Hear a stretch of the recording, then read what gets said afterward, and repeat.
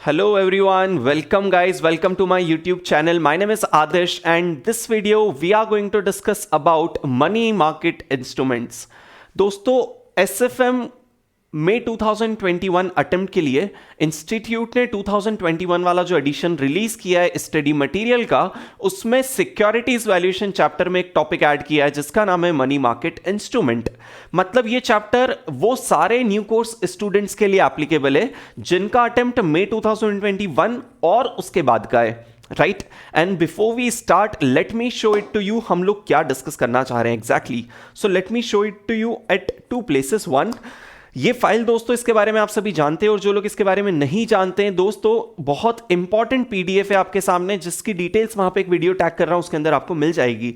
दोस्तों जो लोग इस पीडीएफ के बारे में जानते हैं, जिन्होंने वो वीडियो देख रखा है, ऑब्वियसली आप समझ चुके हो हम लोग आज इस चीज के बारे में बात करना चाह रहे हैं, मनी मार्केट इंस्ट्रूमेंट। हमने देखा था स्टडी मटेरियल 2021 इंस्टीट्यूट के जितने भी चेंजेस है उसको तीन कैटेगरीज में हमने डिवाइड किया था। पहला, ये जो पूरा टॉपिक ऐड हुआ है मनी मार्केट इंस्ट्रूमेंट्स का, वो कुछ नए इलस्ट्रेशंस ऐड हुए और कुछ थियरी टॉपिक्स ऐड हुए हैं। आज हमारा जो वीडियो है किसके ऊपर है? मनी मार्केट इंस्ट्रूमेंट्स के ऊपर, राइट।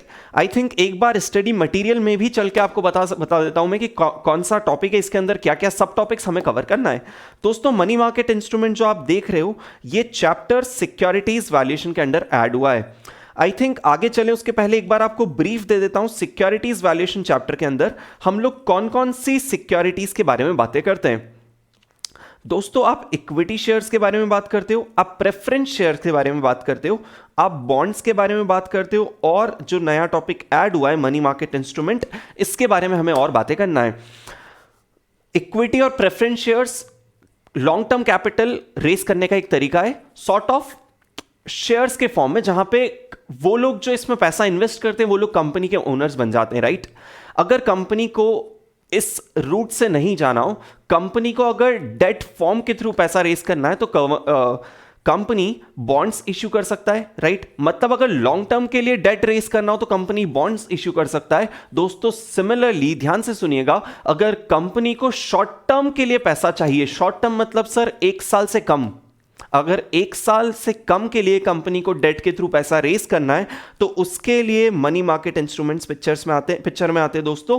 और ना ही सिर्फ companies, let me broaden my category to include governments, banks, companies, any other entity जिसको शॉर्ट टर्म के लिए पैसा रेस करना है, जो हम लोग इस चैप्टर में डिटेल में डिस्कस करने वाले हैं, राइट। ठीक है, सो ब्रॉडली देखा जाए तो ये वाला 3 सिक्योरिटीज लॉन्ग टर्म के लिए हो गया, राइट, जहां पे इक्विटी, प्रेफरेंस और बॉन्ड्स आ जाते हैं जिसको डिबेंचर्स भी बोला जाता है, और मनी मार्केट इंस्ट्रूमेंट मतलब शॉर्ट टर्म के लिए पैसा रेस करना है। दोस्तों एक काम करते हैं, एक बार इस स्टडी मटेरियल में से आपको ये दिखा देता हूं कौन कौन से मनी मार्केट इंस्ट्रूमेंट्स हमको कवर करना है, और फिर हम लोग चलेंगे हमारे नोट्स की साइड, राइट। दोस्तों फर्स्ट इंस्ट्रूमेंट जो आपको कवर करना है मनी मार्केट इंस्ट्रूमेंट में, दैट इज कॉल मनी और notice money, second treasury bill, third commercial bill, fourth यहां पे उन्होंने फिर से गलत लिख दिया, गलत हेडिंग इंस्टीट्यूट की साइड से मिसटाइप हो गया, but what they wanted to say here is certificate of deposits, right, और commercial paper, and last repurchase option and reverse repurchase agreement which is repo and reverse repo, right. दोस्तों ये सारे instrument हमें थोड़े organised manner में अगर पढ़ना है तो बेस्ट प्लेस कहां पे चल सकते हैं? हमारे नोट्स। मनी मार्केट सिक्योरिटीज का ये टॉपिक हम लोग डिस्कस कर रहे हैं, है ना। और लेट मी टेल यू हमारे नोट्स में इसका ब्रेकअप कैसे हमें देखना है। दोस्तों जो भी आपका फिक्स्ड इनकम सिक्योरिटीज है, फिक्स्ड इनकम सिक्योरिटीज 2 कैटेगरीज में हमने ब्रेक डाउन कर रखा है। पहला कैटेगरी मतलब वो फिक्स्ड इनकम सिक्योरिटीज जिसका टेन्योर 1 साल से ज्यादा हो, वो फिक्स्ड इनकम सिक्योरिटीज को हम लोग बोल रहे हैं capital market fixed income securities, जो पूरा बॉन्ड चैप्टर आप अभी तक पढ़ते आ रहे थे, राइट। अब एक एडिशनल सेक्शन जो ऐड हुआ है that is money market fixed income securities, that is money market instrument. Quickly दोस्तों आप लोगों को सिर्फ ये बताना चाह रहा हूं कि फिक्स्ड इनकम सिक्योरिटीज मतलब क्या। दोस्तों इक्विटी शेयर्स या फिर preference shares fixed income securities से अलग है। क्यों? वो ध्यान से डिफरेंस समझना हो तो आपको फिक्स्ड इनकम सिक्योरिटीज का मीनिंग समझ में आ जाएगा। दोस्तों वो सारी सिक्योरिटीज जिसके फ्यूचर कैश फ्लो सर्टन है, मतलब आज अगर आप इक्विटी शेयर बाय करते हो तो आपको पता है क्या फ्यूचर में उससे कितना कैश फ्लो जनरेट होने वाला है? नहीं। क्या आपको पता है फ्यूचर में वो इक्विटी शेयर्स कितना डिविडेंड देगा? नहीं। क्या आपको ये पता है वो इक्विटी शेयर्स कितने प्राइस पे आप सेल कर पाएंगे? नहीं। Unlike that fixed income securities दोस्तों वो सिक्योरिटीज होती है जिसका कैश फ्लो का अमाउंट प्री डिटरमाइंड है। वर्ड माइंड करना, वो कैश फ्लो का अमाउंट हमें आज ही पता है जब आप वो सिक्योरिटी बाय कर रहे हो। मतलब अगर आज किसी कंपनी का बॉन्ड बाय करते हो, डिबेंचर बाय करते हो, तो आपको पता है फ्यूचर में उस बॉन्ड से आपको कितना कितना इंटरेस्ट रिसीव, कूपन रिसीव होने वाला है और उसके रिडम्पशन वैल्यू क्या है। Do you all agree? Similarly दोस्तों मनी मार्केट इंस्ट्रूमेंट भी फिक्स्ड इनकम सिक्योरिटीज है। मतलब आप जो भी मनी मार्केट इंस्ट्रूमेंट आज बाय करोगे आपको पता होगा उसके अगेंस्ट फ्यूचर में आपको कितना कैश फ्लो रिसीव होने वाला है, राइट? ये था सिंपल सा कॉन्सेप्ट फिक्स्ड इनकम सिक्योरिटीज का, जिसका कैपिटल मार्केट वाला पार्ट बॉन्ड्स चैप्टर आप पढ़ चुके होते हो। मनी मार्केट इंस्ट्रूमेंट जो नया पार्ट ऐड हुआ है इसके ऊपर हम लोग बात कर रहे हैं, राइट? सो फिक्स्ड इनकम सिक्योरिटीज से नीचे चलते हैं। हम लोग बात कर रहे हैं money market fixed income securities, मतलब मनी मार्केट इंस्ट्रूमेंट्स, राइट? सो दोस्तों यहां पे हमारे कॉन्सेप्ट नोटबुक्स में मैं आपको बता देता हूं कि पहली चीज तो ये कि कॉन्सेप्ट नोटबुक हम सर डाउनलोड कैसे कर सकते हैं। ये वाले concept book I think video के डिस्क्रिप्शन में मैं आपको एक लिंक दे दूंगा जहां से आप ये चीज डाउनलोड कर पाएंगे, है ना? So what I will do is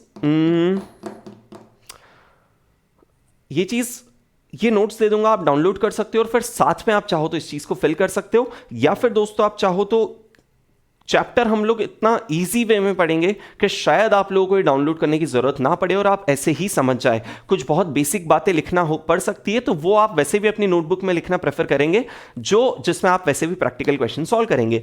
दोस्तों इस वीडियो में हम लोग पहले सारे कॉन्सेप्ट समझेंगे और फिर सारे प्रैक्टिकल क्वेश्चन सॉल्व करेंगे।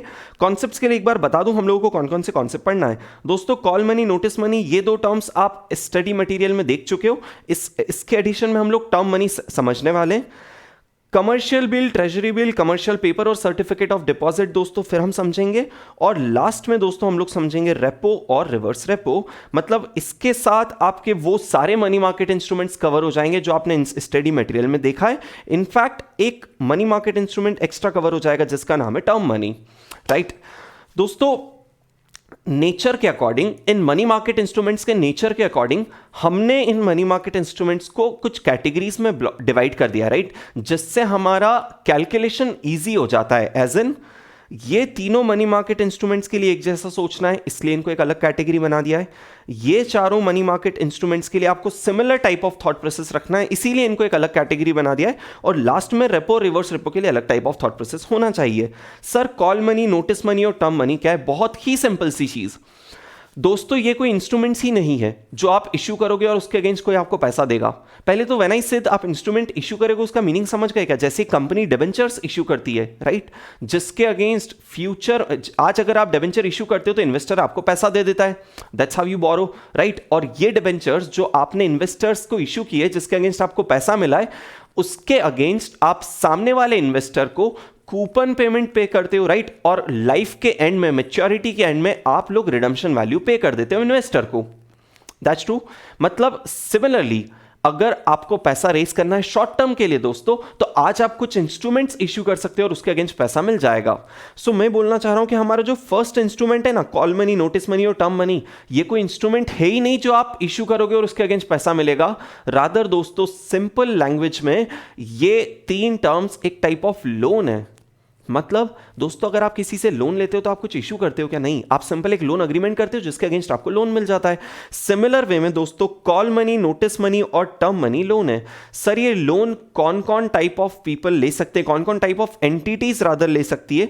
दोस्तों ये अनसिक्योर्ड लोन बैंक्स और ऑथराइज्ड फाइनेंशियल इंस्टीट्यूशंस ले सकते हैं। मतलब ऑब्वियसली दोस्तों ये जो लोन होगा इसकी टेन्योर क्या होगी? 1 साल से कम, इसीलिए तो मनी मार्केट इंस्ट्रूमेंट है, मनी मार्केट के अंडर रीड कर रहे हैं, अदरवाइज तो ये एक टर्म लोन होता, राइट? मतलब तीनों ही कैटेगरी जो आपके सामने दिख रही है, कॉल मनी, नोटिस मनी और term money type of loan है। तो फिर इनमें फर्क क्या है दोस्तों? अगर आपको एक दिन के लिए लोन लेना हो, मतलब ओवरनाइट लोन, तो उसको बोलते हैं कॉल मनी। मतलब कॉल मनी की पीरियड ऑफ बोरिंग कितनी हो जाएगी? 1 डे। सर नोटिस मनी क्या है दोस्तों? अगर आपको 2 दिन से लेके 14 डेज तक का लोन लेना है तो उस लोन को क्या बोलते हैं? Notice money. और लास्ट 15 डेज से लेकर 365 डेज तक का दोस्तों आपको लोन लेना है तो that is called as term money. मतलब इसमें कुछ इंस्ट्रूमेंट जैसा है ही नहीं दोस्तों जो आपको समझने की जरूरत पड़े। आप ये समझ सकते हो सिंपली 3 टाइप ऑफ लोन है, बस लोन कितने टाइम पीरियड का है उसके अकॉर्डिंग लोन का नाम डिसाइड हो रहा है, which is call money, notice money और term money. Is that clear? बहुत बेसिक चीज दोस्तों। ये कॉन्सेप्ट इतना सिंपल है कि इस पे इंस्टीट्यूट ने अभी तक कोई भी प्रैक्टिकल क्वेश्चन नहीं दिया है। प्रैक्टिकल क्वेश्चन जिस पार्ट से स्टार्ट होगा सेकेंड पार्ट वहां पे हम लोग जा रहे हैं। अगर समझो एग्जाम में क्वेश्चन आया भी ना तो या तो बहुत बेसिक होगा, आप समझ रहे हो इस पे एग्जामिनर कैसे क्वेश्चन देगा, आपको लोन कितना लेना है उसका अमाउंट दे देगा, इंटरेस्ट का अमाउंट दे देगा, आप प्रिंसिपल रीपेमेंट बता देना, या फिर लोन कितना लिया है वो दे देगा, प्रिंसिपल कितना रीपे किया है वो बता देगा, तो आप इंटरेस्ट का परसेंटेज बता देना। बट आई डोंट थिंक इस पार्ट से कोई क्वेश्चन आना चाहिए क्योंकि ये तो बहुत ही बेसिक क्वेश्चन हो गया, राइट। बात करेंगे दोस्तों सेकेंड कैटेगरी ऑफ इंस्ट्रूमेंट्स की, जहां से majority of the practical questions इस चैप्टर में से देखने को मिलते हैं, ठीक है। सो आइए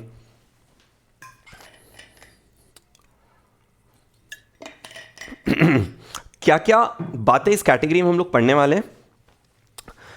commercial bill, treasury bill, commercial paper और सर्टिफिकेट ऑफ डिपॉजिट। सबसे पहले बात कर रहे हैं दोस्तों commercial bill pay. Commercial bill का मतलब क्या? कमर्शियल बिल बहुत ही सिंपल, आपने बिल्स ऑफ एक्सचेंज वर्ड सुना है कहीं, तो आपके बेसिक्स बिल्ड हुए हैं bills of exchange, I think आपके 12th स्टैंडर्ड या फिर 11th स्टैंडर्ड में, and if not 12th 11th आपके फाउंडेशन या फिर सीपीटी लेवल पे, राइट। बिल्स ऑफ एक्सचेंज बहुत सिंपल सी चीज, क्या ए ने आज अगर बी को गुड्स सेल किए, राइट, और अगर वो सेल क्रेडिट बेसिस पे हुआ है तो ए उसके अगेंस्ट बी के ऊपर एक बिल ऑफ एक्सचेंज ड्रॉ कर देगा जो बी एक्सेप्ट कर लेगा, राइट। सो ए ने दोस्तों जो गुड्स आज सेल किए हैं बी को, उसके अगेंस्ट ए के पास आज एक बिल ऑफ एक्सचेंज रखा हुआ है, राइट। दोस्तों ए चाहे तो ये बिल ऑफ एक्सचेंज इसकी बैंक में जाके डिस्काउंट करा सकता है क्या? Suppose this is bank, right. क्या ए चाहे तो ये वाला बिल ऑफ एक्सचेंज अपनी बैंक में जाके डिस्काउंट करा सकता है क्या? बिल्कुल करा सकता है। और अगर वो बिल ऑफ एक्सचेंज एक बैंक एक्सेप्ट कर ले तो वो क्या बन जाता है? Commercial bill. मतलब इंस्ट्रूमेंट तो आपके नॉलेज में था ही था, राइट, बस ये बात जानना जरूर पेंडिंग थी कि अगर वो बिल ऑफ एक्सचेंज एक बैंक एक्सेप्ट कर ले तो that becomes commercial bill and then it becomes a money market instrument which can be traded. Okay, मतलब दोस्तों आप ये बात बताओ कि जब ए वो इंस्ट्रूमेंट डिस्काउंट कराता है तो बैंक उसको रिटर्न में कितना पैसा देता है? जो भी इंटरेस्ट वाला पार्ट है वो डिडक्ट करके bank, after deducting the amount of interest which can rather be said as the amount of discount, deduct करके पैसा बैंक ए को देगा, राइट। सपोज ए ने गुड सेल किए थे बी को 100 रुपीज के, मतलब उसके अगेंस्ट 100 रुपी का बिल ऑफ एक्सचेंज ड्रॉ किया था। अगर ए के पास आज 100 रुपीज का बिल ऑफ एक्सचेंज रखा हुआ है, वो बैंक के पास जाके उसको डिस्काउंट करेगा तो बैंक उसको उसके रिटर्न में कितना रुपीज देगा? Suppose 95। Do you all agree? Right? This simple instrument that you're seeing out here is what? Commercial bill. मतलब वो bill of exchange जो बैंक डिस्काउंट कर दे, जो बैंक एक्सेप्ट कर ले, that becomes the commercial bill. मतलब देखा जाए तो कमर्शियल बिल कहां से अराइज होगा? जब तक दो पार्टीज के बीच में एक ट्रेड ट्रांजैक्शन नहीं होता तब तक कमर्शियल बिल अराइज नहीं होगा। सर आप ये लाइन क्यों बोल रहे हो, उसका रेलेवेंस मैं आपको 2 मिनट बाद समझाऊंगा, ध्यान से सुनना दोस्तों। अब नेक्स्ट इंस्ट्रूमेंट पे जा रहे हैं जिसका नाम है ट्रेजरी बिल, कमर्शियल पेपर और सर्टिफिकेट ऑफ डिपॉजिट। दोस्तों suppose me as a company, मेरे को अगर शॉर्ट टर्म फंड्स की जरूरत है तो मैं मार्केट में जाके कुछ इंस्ट्रूमेंट्स इश्यू कर सकता हूं क्या? जैसे लॉन्ग टर्म के लिए मैं डिबेंचर्स इश्यू करता था, राइट। ये जो इंस्ट्रूमेंट इश्यू करूंगा मैं उसके अगेंस्ट पैसा मिल जाएगा। सो दोस्तों मनी मार्केट इंस्ट्रूमेंट कौन इश्यू करता है उसके हिसाब से उसका नाम डिसाइड हो रहा है। फॉर एग्जाम्पल अगर गवर्नमेंट ऑफ इंडिया को शॉर्ट टर्म के लिए पैसा चाहिए और अगर वो मनी मार्केट इंस्ट्रूमेंट इश्यू करेगी तो वो कौन सा इंस्ट्रूमेंट इश्यू करेगी? Treasury bills. सिमिलरली दोस्तों अगर बैंक को पैसा चाहिए तो वो कौन सा इंस्ट्रूमेंट इश्यू करेगा? Certificate of deposit. And last दोस्तों अगर किसी कॉर्पोरेट को पैसा रेज करना है तो उसको कौन सा इंस्ट्रूमेंट इश्यू करना पड़ेगा? Commercial paper. मतलब तीनों ही केस में दोस्तों बेसिक ट्रांजैक्शन का स्ट्रक्चर क्या हो रहा है कि ये लोग कुछ इंस्ट्रूमेंट इश्यू करेंगे और उसके अगेंस्ट इनको पैसा मिल जाएगा, राइट। इन तीनों ही इंस्ट्रूमेंट में दोस्तों आप समझ गए हो कि ये वाला ट्रांजैक्शन कंपनी खुद से इनिशिएट कर सकती है या फिर बैंक या फिर गवर्नमेंट खुद से इनिशिएट कर सकती है, अनलाइक कमर्शियल बिल। दोस्तों कमर्शियल बिल में पैसा रेज करने के लिए आपके पास कोई जेन्युइन ट्रेड ट्रांजैक्शन होना चाहिए, राइट। जेन्युइन कोई क्रेडिट ट्रेड ट्रांजैक्शन होना चाहिए जिसके बेसिस पे पहले बिल ऑफ एक्सचेंज ड्रॉ हुआ हो और फिर वो बिल ऑफ एक्सचेंज डिस्काउंट कराया हो, राइट मतलब कमर्शियल बिल एग्जिस्टेंस में कब आएगा, जब कोई क्रेडिट ट्रेड ट्रांजैक्शन होगा। लेकिन ये वाली तीन चीजें दोस्तों एग्जिस्टेंस में कब आ सकती है, जब ये एंटिटीज डिसाइड कर ले कि अब हमें पैसा रेस करने की जरूरत है। ये लोग पैसा रेस करने के लिए इंस्ट्रूमेंट इश्यू करेंगे और उसके अगेंस्ट इन्वेस्टर उन्हें पैसा दे देगा। Are you all clear with this, है ना। तो सबसे पहले ये बात जानते हैं, ये बात नोट कर लेते हैं रादर कि कौन सा इंस्ट्रूमेंट इश्यू करता है। Treasury bill will be issued by, मतलब वैसे ट्रेजरी बिल इशू कौन करेगा, आरबीआई, ठीक है। लेकिन ऑब्वियसली वो किसके बिहाफ में करेगा RBI issue, government of India, मतलब वो पैसा किसको जाएगा, गवर्नमेंट ऑफ इंडिया को। सेकंड, सर कमर्शियल पेपर कौन इशू करेगा, दोस्तों कॉर्पोरेट्स, बट सारी कॉर्पोरेट्स नहीं, वो कॉर्पोरेट्स जिनकी क्रेडिट वर्थिनेस बहुत अच्छी है। मतलब कॉर्पोरेट्स पहले अपना क्रेडिट वर्थिनेस वैलिडेट करवाएगी, कैसे, क्रेडिट रेटिंग्स के थ्रू। मतलब क्रेडिट रेटिंग एजेंसीज कंपनी को क्रेडिट रेटिंग्स देगी, जिसके बेसिस पे डिसाइड होगा अगर इन कंपनीज की क्रेडिट रेटिंग्स अच्छी है फिर ही ये लोग पब्लिक से पैसा बोरो कर सकते हैं, ठीक है। सो हम लोग कमर्शियल पेपर के आगे क्या लिख रहे हैं, corporates with good credit ratings. और दोस्तों लास्ट, सर्टिफिकेट ऑफ डिपॉजिट कौन इशू करते हैं, बैंक्स। एक्चुअल में मैंने आपको जो सिंपली एक्सप्लेन कर दिया ना कॉन्सेप्ट कि आप सर्टिफिकेट, आप सिक्योरिटी इंस्ट्रूमेंट इशू कर दोगे और उसके अगेंस्ट पैसा मिल जाएगा, और कौन इशू करता है उसके बेसिस पे इनके नाम डिसाइड कर दिए। दोस्तों इतना सिंपल है नहीं, हमने सिर्फ प्रैक्टिकल क्वेश्चन सॉल्व कर पाए इजीली इतना ही समझा है। इन इंस्ट्रूमेंट में अदरवाइज भी बहुत सारे फर्क हो सकते हैं, जैसे इसमें से कुछ इंस्ट्रूमेंट सिक्योर्ड हो सकते हैं, कुछ अनसिक्योर्ड हो सकते हैं। दोस्तों इसमें से कुछ इंस्ट्रूमेंट का टाइम पीरियड 7 दिन से लेकर 365 डेज तक हो सकता है इनमें से कुछ का टाइम पीरियड 1 दिन से लेकर 365 पीरियड तक होगा। तो वो सारी बातें हमने यहां पे क्यों इग्नोर की है, क्योंकि उन बातों का वैसे भी आपके प्रैक्टिकल क्वेश्चन पे कोई इंप्लीकेशन नहीं है। आपके लिए टाइम पीरियड वही रेलेवेंट होगा जो हमें एग्जामिनर बता दे। सो आपके नॉलेज के लिए बात मैं लाना चाह रहा हूं कि यहां पे हमने उतना ही समझा है जिसके बेसिस पे आप सारे प्रैक्टिकल क्वेश्चंस बिल्कुल लॉजिकल मैनर में सॉल्व कर पाओगे, राइट। हमने ये नहीं समझा है कि कौन सा इंस्ट्रूमेंट सिक्योर्ड है, कौन सा अनसिक्योर्ड है, किसका टाइम पीरियड क्या होता है, कौन सा इंस्ट्रूमेंट क्या पर्पस मीट करने के लिए रेस किया जाता है, वो सब बातें यहां ने डिस्कस नहीं की है क्योंकि प्रैक्टिकल क्वेश्चन में उनका कोई रेलेवेंस नहीं है। इज दैट फाइन, ठीक है, पहली चीज। दोस्तों दूसरी चीज, इन चारों इंस्ट्रूमेंट्स, अब मैं चारों की बात कर रहा हूं, तीनों की बात नहीं कर रहा हूं, मतलब commercial bill, treasury bill, commercial paper और सर्टिफिकेट ऑफ डिपॉजिट। दोस्तों ये एक्चुअल में कैसे ट्रांजैक्शन हो रहा है वो आप समझना।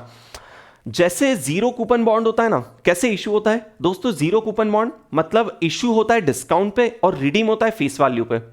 Do you all agree? और वो जो डिफरेंस है that becomes the earnings for an investor and cost for the issuer.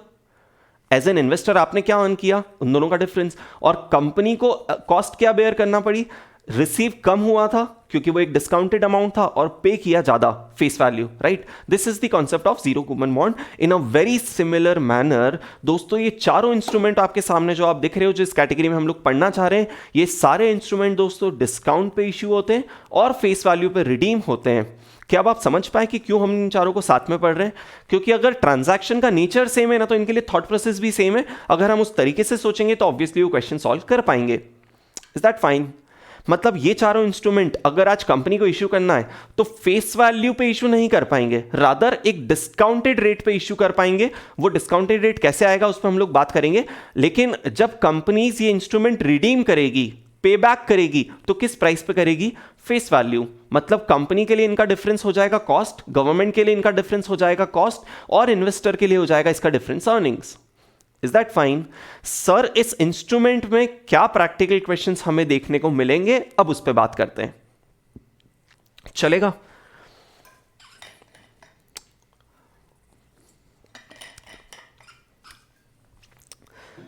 दोस्तों हमें इस कैटेगरी के लिए दो चीजें समझना है, दो टाइप ऑफ यील्ड समझना है। दोस्तों यील्ड का मतलब क्या होता है? रिटर्न ऑब्वियसली, मतलब आपको डिस्काउंट रेट या फिर डिस्काउंट यील्ड समझना है, या फिर holding period yield, money market yield और इफेक्टिव एनुअल यील्ड समझना है। यील्ड मतलब होता है रिटर्न। दोस्तों रिटर्न क्या कमाया वो तो आप भी समझ पा रहे हो, क्या डिफरेंस और टू थिंग्स, फेस वैल्यू और इश्यू प्राइस, है ना। मतलब face value minus issue price, या फिर सीएमपी बोल रहा हूं। हो सकता है आपने आज मार्केट में उसकी करंट मार्केट प्राइस पे खरीदा होगा, राइट, लेकिन जब आप उसको वापस सेल करने जाओगे, जब कंपनी को वो पैसा, कंपनी को वापस इंस्ट्रूमेंट दोगे, तो कंपनी आपको रिटर्न में कितना रुपया देगी, face value. So this is the difference you earn. Do you all agree, right. दोस्तों अगर परसेंटेज टर्म्स में इसी चीज के लिए बात की जाए, दोस्तों मेरे को एक बात बता दो, व्हेन आई से डिस्काउंट यील्ड या फिर डिस्काउंट रेट, क्या ये डिस्काउंट यील्ड और डिस्काउंट रेट फेस वैल्यू पे होता है? बिल्कुल।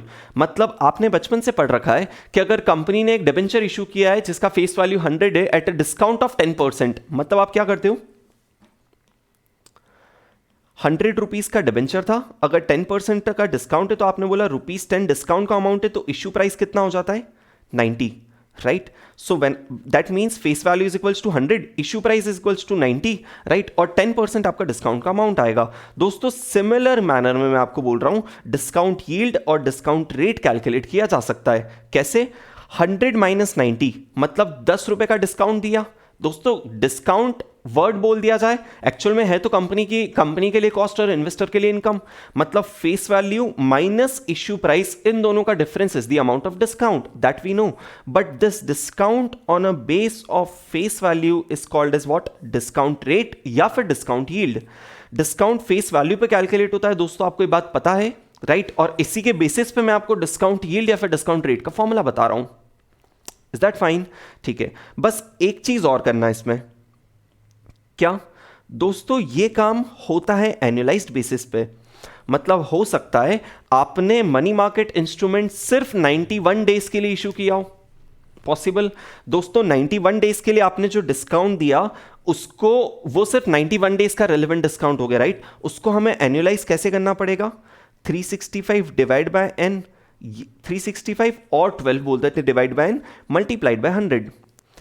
दोस्तों ये था एक बहुत ही सिंपल डिस्काउंट यील्ड का फॉर्मूला। सर हमें इसमें एग्जाम में क्या क्वेश्चन एक्सपेक्ट किया जा सकता है, 2-3 पॉसिबिलिटीज, इनफैक्ट 2 ही पॉसिबिलिटीज मेजरली।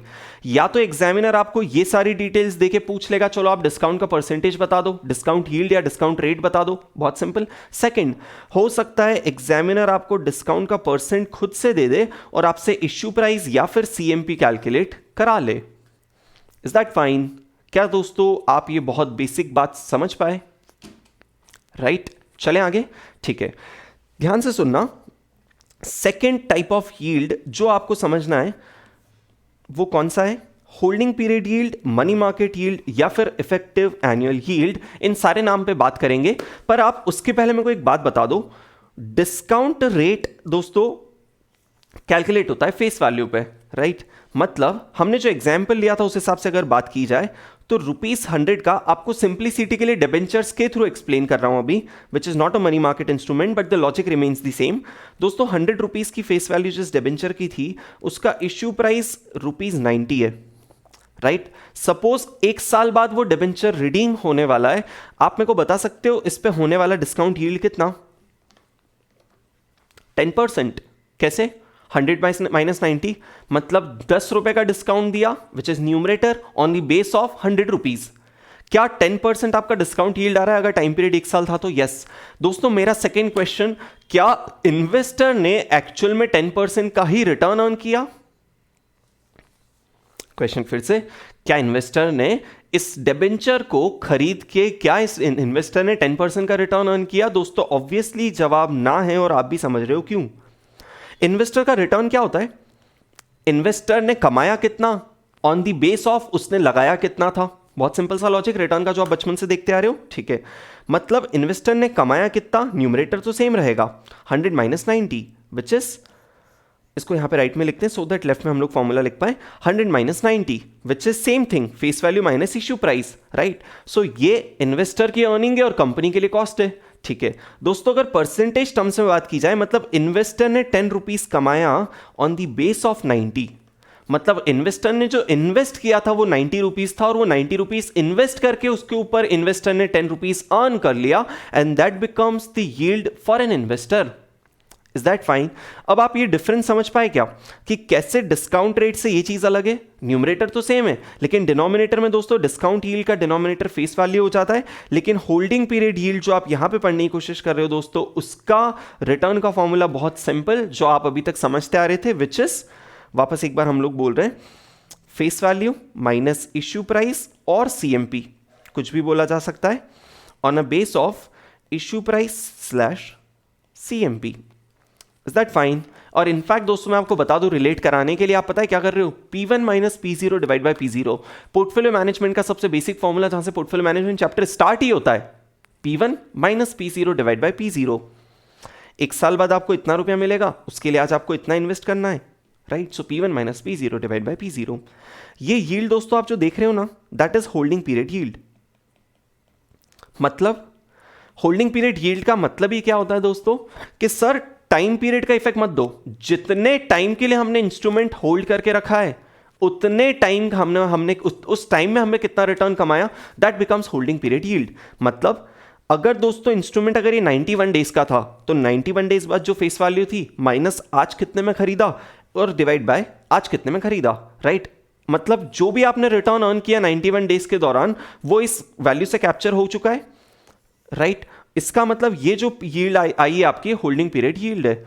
हमें एग्जामिनर को कौन सी यील्ड बताना रहेगी या फिर एग्जामिनर ने जो हमें यील्ड दे रखी है दोस्तों आगे रहकर वो कौन सी रहेगी? हमेशा एनुअलाइज्ड रहेगी।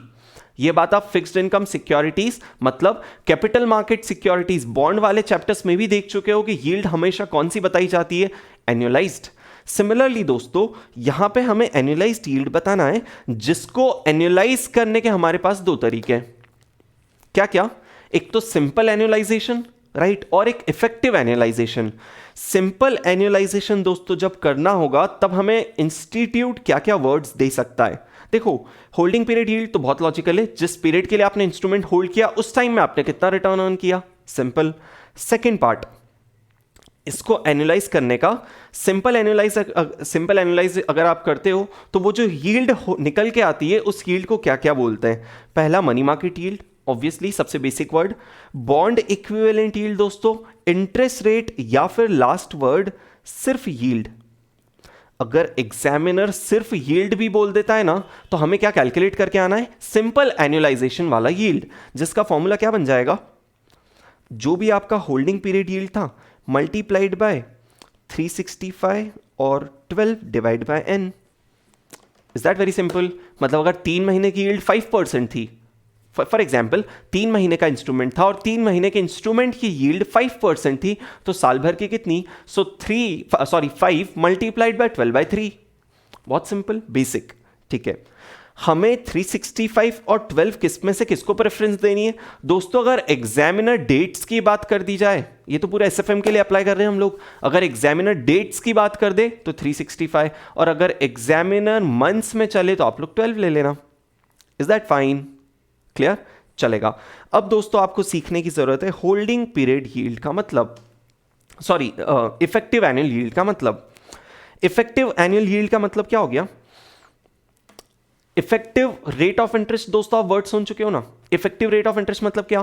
कि अगर एनुअल कंपाउंडिंग देखी जाए तो वो रेट ऑफ इंटरेस्ट कितना आ रहा है।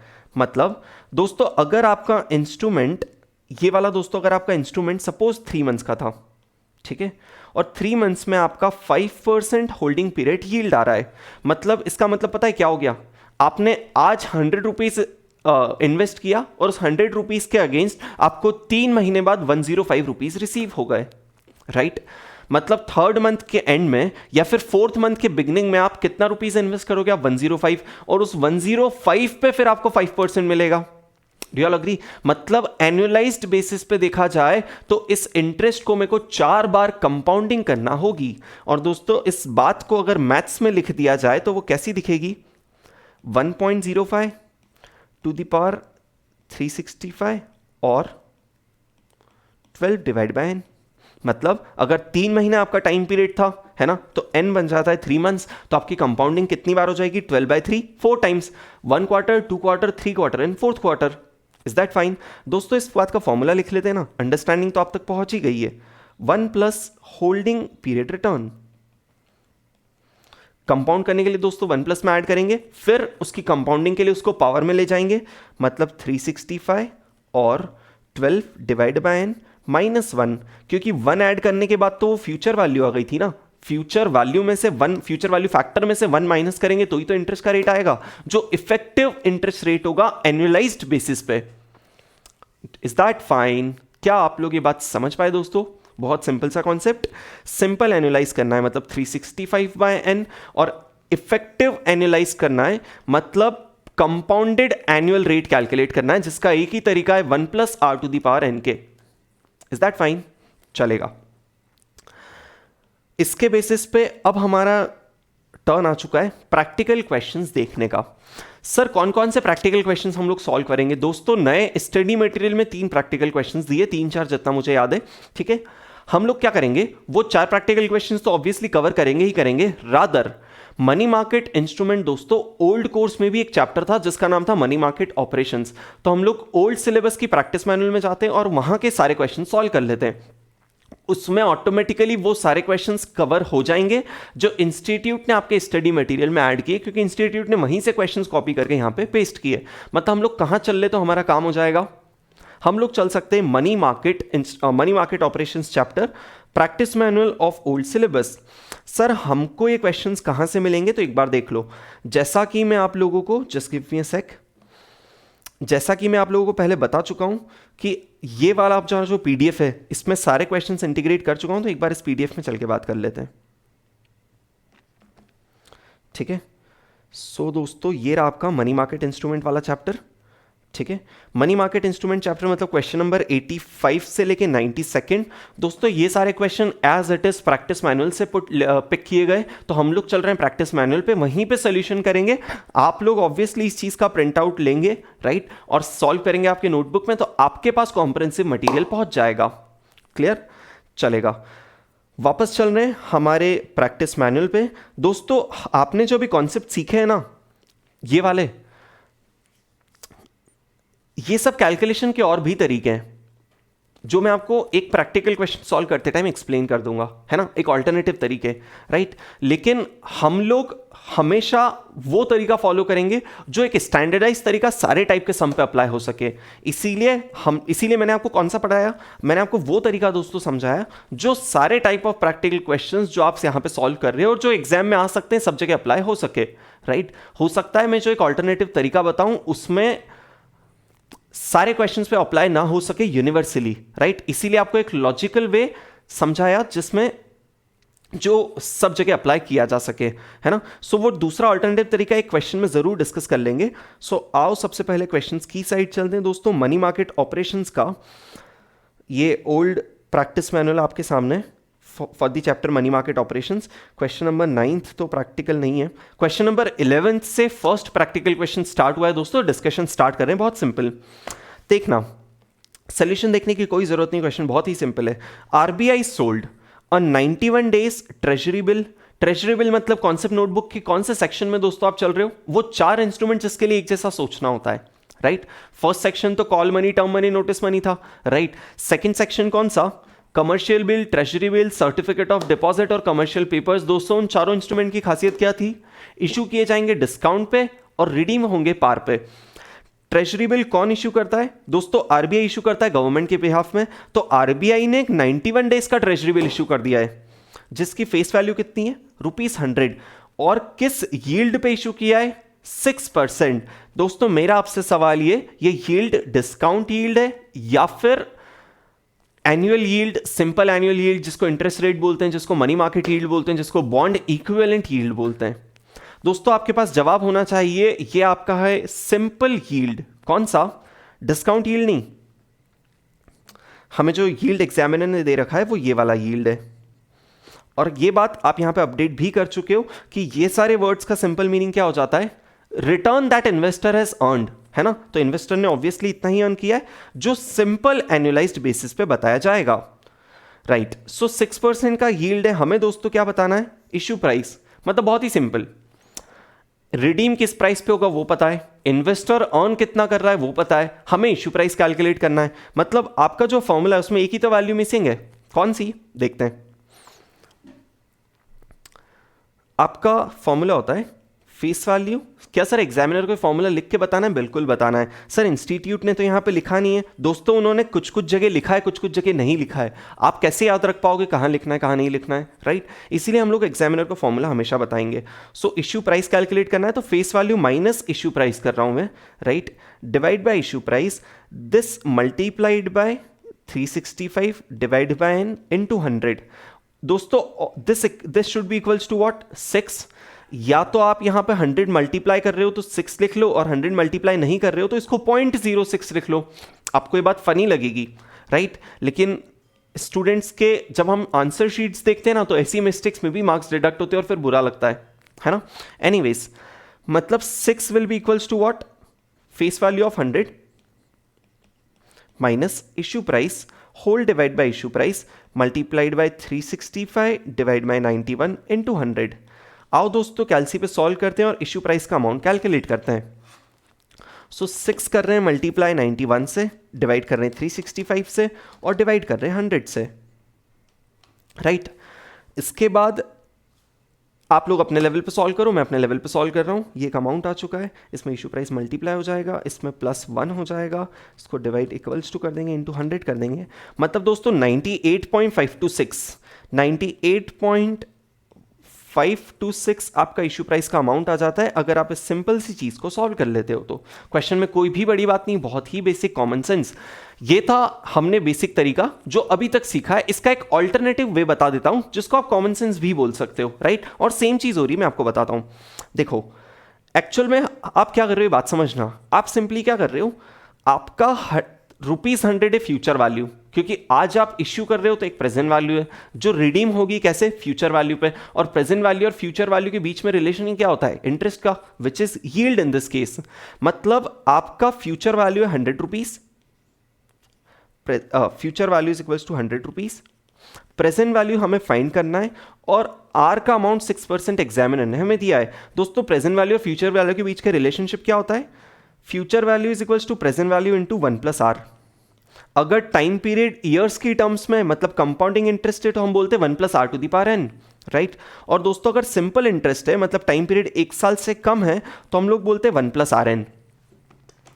समझ पाए क्या बात? मतलब n का मतलब क्या हो गया, जितना आपका टाइम पीरियड है ईयर्स की टर्म्स में। कैसे देखना दोस्तों, अगर आपका टाइम पीरियड 3 मंथ्स है ना, तो ईयर की टर्म्स में आपका टाइम पीरियड कितना हो जाएगा, 3/12, मतलब 1 क्वार्टर 0.25, ठीक है। अगर आपका रेट ऑफ इंटरेस्ट 12% था पूरे साल का, r which is rate of interest per annum, है ना, अगर पूरे साल का 12% था तो 3 महीने का कितना, 3%। आपका वो 3% कैसे आया, 12% multiplied by this n which is 3/12 और 0.25। Is it fine? मतलब आप फ्यूचर वैल्यू कैसे कैलकुलेट करोगे इस केस में, ऐसे, राइट? तो अभी आपको 100 का फ्यूचर वैल्यू दिया है, डिवाइड बाय 1+rn मतलब 0.06 इंटू 91 डिवाइड बाय 365, राइट? ये दिया है और आपको प्रेजेंट वैल्यू कैलकुलेट करना है। क्या सर ऐसे भी कैलकुलेट करेंगे तो आंसर सेम आएगा? चलो एक बार चेक कर लेते हैं। 0.06 मल्टीप्लाइड बाय 91 डिवाइड बाय 365 +1, दोस्तों divide equals to into 100 gives you 98.526, the exactly same answer. Is it fine? So आप समझ रहे हो दोस्तों, ये चीज करना और ये चीज करना एक ही बात है ना? अभी मैं आप इस फॉर्मूले को और मॉडिफाई करके बता सकता हूं और हम यहां तक पहुंच सकते हैं, राइट? चलो एक बार देख ही लो। वो आपको जब तक सेटिस्फैक्शन नहीं आएगा ना, ये चीज की है हमने, तब तक मुझे भी सेटिस्फैक्शन नहीं आएगा। So hold for a second, है ना? एक चीज देखो, future value minus present value divide by present value, ये होता है आपका फॉर्मूला, ठीक है? This is equals to yield. मैं एन का इफेक्ट नहीं ले रहा हूं, आपको एक सिंपल सिर्फ अंडरस्टैंडिंग दे रहा हूं, पूरा डेरिवेशन नहीं बता रहा हूं, right? This is equals to some yield, right? अब क्या मैं इसको future value minus present value is equals to r into present value बोल सकता हूं, राइट? चलेगा। क्या मैं सेम चीज को future value is equals to r into present value plus present value बोल सकते हैं, ठीक है? क्या मैं इस चीज को प्रेजेंट वैल्यू कॉमन लेके, सॉरी यहां पे फ्यूचर वैल्यू था, क्या इस चीज़ को मैं प्रेजेंट वैल्यू, यहाँ पे प्रेजेंट वैल्यू कॉमन लेके क्या future value divide by 1 plus r बोल सकता हूँ, राइट? या फिर इन अदर वर्ड्स क्या मैं इसको future value is equals to present value into 1 plus r का मल्टीप्लिकेशन बोल सकता हूँ, राइट? मतलब बहुत ही सिंपल सी चीज़ है, दोनों ही चीज़ें सेम है। हम फॉलो कर रहे हैं ये वाली क्योंकि यूनिवर्सली अप्लाई हो रही है, और ये वाली चीज़ जो आपके सामने मैं डेरिवेशन से लाया हूँ, ये वाला फॉर्मूला मैंने आपको एज एन ऑल्टरनेटिव 2 बता दिया है यहाँ पे सिर्फ, राइट? हम लोग कौन सा हमेशा फॉलो करने वाले हैं? ये वाला। यहाँ पे ऑब्वियसली दोस्तों n और 365 का इफेक्ट देना है, अकॉर्डिंगली वो चीज़ यहाँ पे भी रिफ्लेक्ट हो सकती है। Is it fine? ठीक है, ये सब क्यों बताना पड़ता है?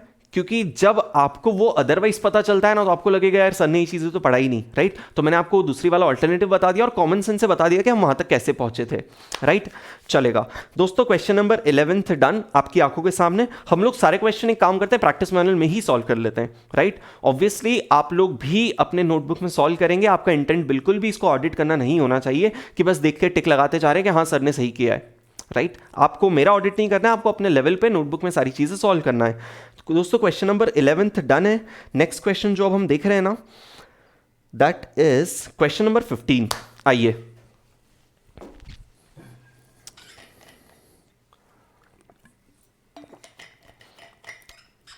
क्वेश्चन नंबर 15 क्या बोल रहा है? M Limited has to make a payment on 30th January 2010 of rupees 80 lakhs। दोस्तों आपको क्या करना है? 80 lakhs का पेमेंट करना है। कब? 30th January 2010 को। It has surplus cash today which is 31st October 2009। मतलब आज which is 31st October, आज दोस्तों आपके पास कुछ सरप्लस कैश है, चलेगा? आपको इसका पेमेंट कब करना है? कुछ दिनों बाद। कब? 30th Jan को। कितने का? 80 lakhs का। मतलब 80 lakhs यहां की वैल्यू या फिर उस दिन की वैल्यू? उस दिन की वैल्यू। 80 lakhs उस दिन की वैल्यू, क्योंकि पेमेंट उस दिन करना है, ठीक है? एंड हैज, उसको पेमेंट करना है जिसके पहले सरप्लस कैश है, and decided to invest sufficient cash in banks certificate of deposit scheme offering a yield of 8% per annum on simple interest basis. दोस्तों हमें क्या बता रहे हैं कि आज आप एक सफिशिएंट कैश डिपॉजिट कर देना चाहते हो, इन्वेस्ट करना चाहते हो। कौन से मनी मार्केट इंस्ट्रूमेंट में?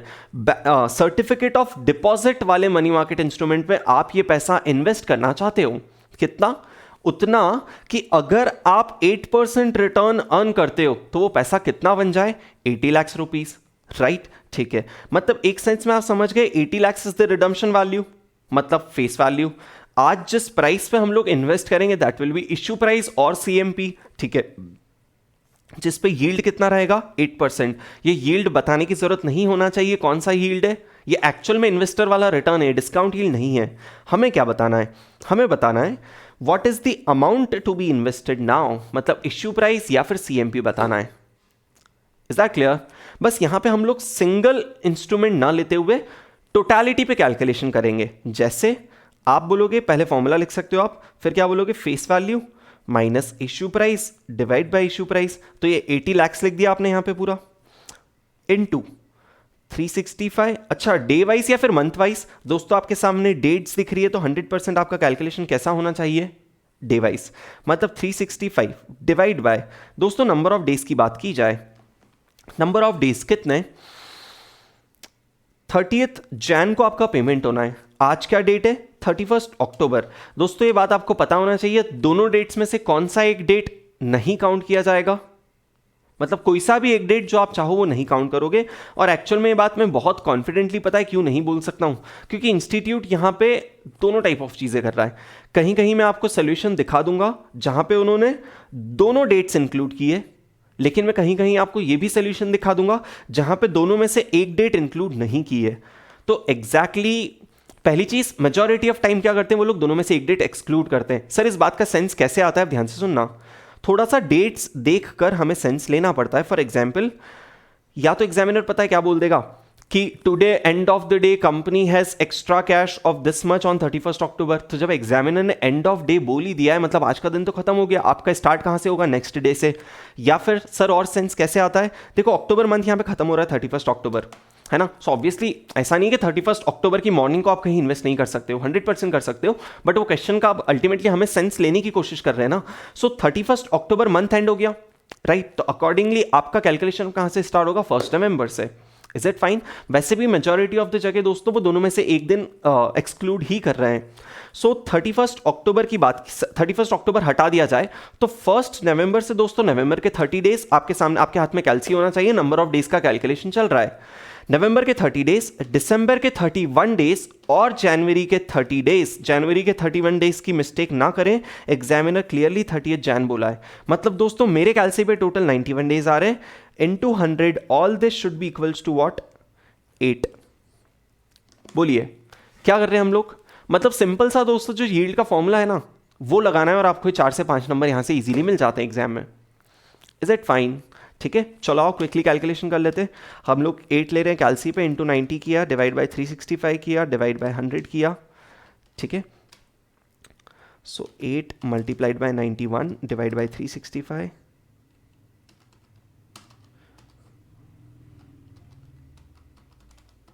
डिवाइड बाय 100 किया, विच इज 0.0199।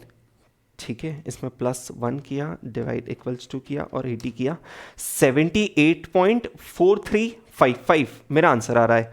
बिल्कुल सही, 78.435 है। दोस्तों आपको रियलाइज होगा यहाँ पे इन्होंने कैलकुलेशन कौन सा वाला कर दिया है? वो प्रेजेंट वैल्यू और फ्यूचर वैल्यू वाला कर दिया है, जो कॉमन सेंस हमने डिराइव किया, राइट? हम लोग यूनिवर्सली कौन सा फॉलो करने वाले हैं? ये वाला जो आपके सामने, जिससे आपका इशू प्राइस 78.435 आ रहा है। क्या सर इस पे हमें मार्क्स मिलेंगे? 100% फुल मार्क्स आपको मिलने वाले हैं। क्या बहुत बेसिक चीज डन है? आगे चल सकते हैं? ठीक है दोस्तों, क्वेश्चन नंबर 15 आपका डन है। नेक्स्ट क्वेश्चन जो आप करने की कोशिश करेंगे that will be, just give me a sec.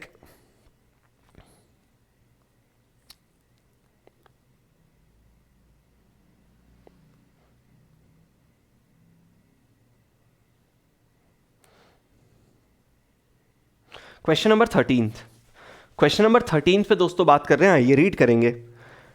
Z company limited, Z company limited issued commercial papers. दोस्तों कौन सा इंस्ट्रूमेंट? फर्स्ट क्वेश्चन किया था आपने ट्रेजरी बिल का, आरबीआई ने इशू किया, थॉट प्रोसेस आपको पता थी। सेकंड सर्टिफिकेट ऑफ डिपॉजिट आपने देखा, वहां भी आपको थॉट प्रोसेस पता थी, और यहां पे कमर्शियल पेपर दिया है। मैं ये सब बातें क्यों डिस्कस कर रहा हूं? क्योंकि अभी तो आप मनी मार्केट इंस्ट्रूमेंट चैप्टर में चल रहे हो ना, तो अभी कुछ नहीं सोचोगे। हमें ये सोचना है जब एग्जाम में सारा सिलेबस आ रहा है और उसमें से अगर ये क्वेश्चन निकल के आ जाता है तो हमें कैसे पता चलेगा मनी मार्केट इंस्ट्रूमेंट है? आपको ये चीजें देखना पड़ेगी। Is it fine? ठीक है, Z company limited commercial paper issue किया है worth 10 crore as per following details. दोस्तों इशू हमेशा किसके सेंस में दिया जाता है? Face value. मतलब 10 करोड़ जिसका फेस वैल्यू था उतने के कमर्शियल पेपर्स इशू किए। Is that fine? इसका मतलब ये नहीं है कि आज आपको इशू करके 10 करोड़ आया है, 10 करोड़ के कमर्शियल पेपर आपने इशू किए। इसका लिटरल हिंदी इंटरप्रिटेशन ये होता है, और उसको ऑब्वियसली आप भी समझ रहे हो सेंस इंटेटिवली कि इतने का कमर्शियल पेपर इशू किया, मतलब ये कमर्शियल पेपर का फेस वैल्यू था। क्लियर है क्या? ठीक है, डेट ऑफ इशू दोस्तों कितना? 16 Jan. Date of maturity 17 April. Number of days कितना? 91। अच्छा इन्होंने तो दे ही दिया है, एक बार कैलकुलेशन देख लें हम लोग। ठीक है, अप्रैल के कितने डेज? अगर 16th एक्सक्लूड कर दिया जाए तो 17, 18, 19, 20 4 डेज प्लस 31 जैन तक 11 डेज और, मतलब 15 डेज जनवरी के, अगर 16th वाली डेट एलिमिनेट एक्सक्लूड कर दी जाए तो, राइट? प्लस फेब के कितने?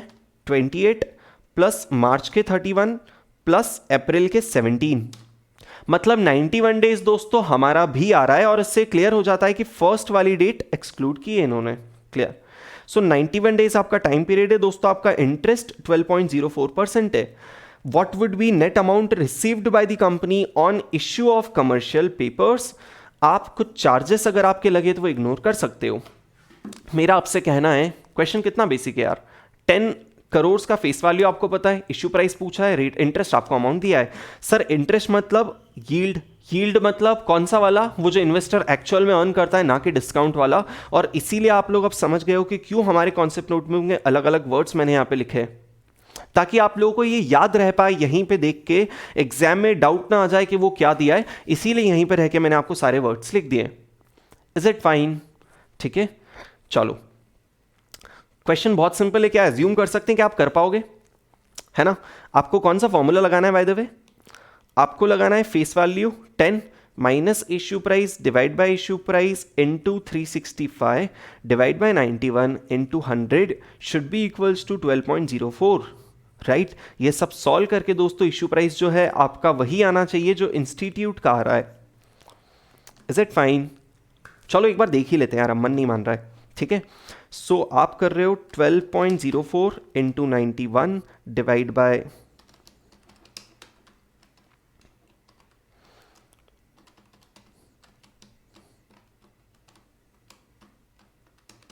दोस्तों 9.70857 9.70857 अपना आंसर आ रहा है, right, which is the same number. अगर 9.70857 से नंबर थोड़ा सा अलग आ रहा है तो इनकी राउंडिंग ऑफ की मिस्टेक है, राइट, यहाँ पे। बट आपके मार्क्स डिडक्ट नहीं होंगे, आपको फुल मार्क्स मिलेंगे इशू प्राइस का कैलकुलेशन अगर आप इस तरीके से करते हो तो।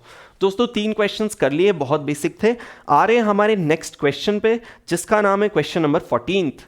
क्वेश्चन नंबर 14 क्या बोल रहा है, ध्यान से सुनेंगे। क्वेश्चन नंबर 14 बोल रहा है दोस्तों, from the following particulars calculate effective rate of interest per annum. कौन सा वर्ड दे दिया दोस्तों इस बार इन्होंने? Effective rate of interest. मतलब क्या करना पड़ेगा? Compounding, right. Effective rate of interest calculate करना है पर एनम, राइट। अगर एग्जामिनर पर एनम नहीं बोलता तो भी आप क्या कैलकुलेट करते? पर एनम, है ना।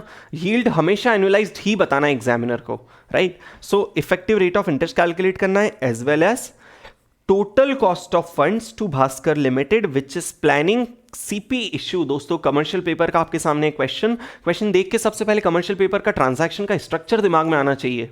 कौन सा? डिस्काउंट पे इशू किया होगा, राइट, फेस वैल्यू पे रिडीम हुआ होगा, राइट। ये सारी बेसिक बातें आना चाहिए आपके दिमाग में। कैलकुलेट 2 चीजें करना है, इफेक्टिव रेट ऑफ इंटरेस्ट और टोटल कॉस्ट ऑफ फंड्स। देखते हैं, पहले आपको इश्यू प्राइस दिया है और फेस वैल्यू दिया है। हर बार क्या कर रहे थे वो लोग?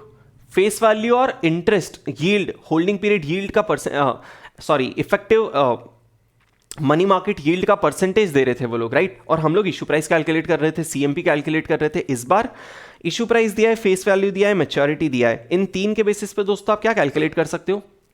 आपका यील्ड। कौन सा वाला? एनुअल वाला नहीं दोस्तों। पहले आप होल्डिंग पीरियड यील्ड कैलकुलेट करेंगे और उसको फिर इफेक्टिवली एनुअलाइज करेंगे। क्या बात अग्री कर रहे हो? चलो आ जाओ, कैलकुलेशन हो जाए। कौन सा?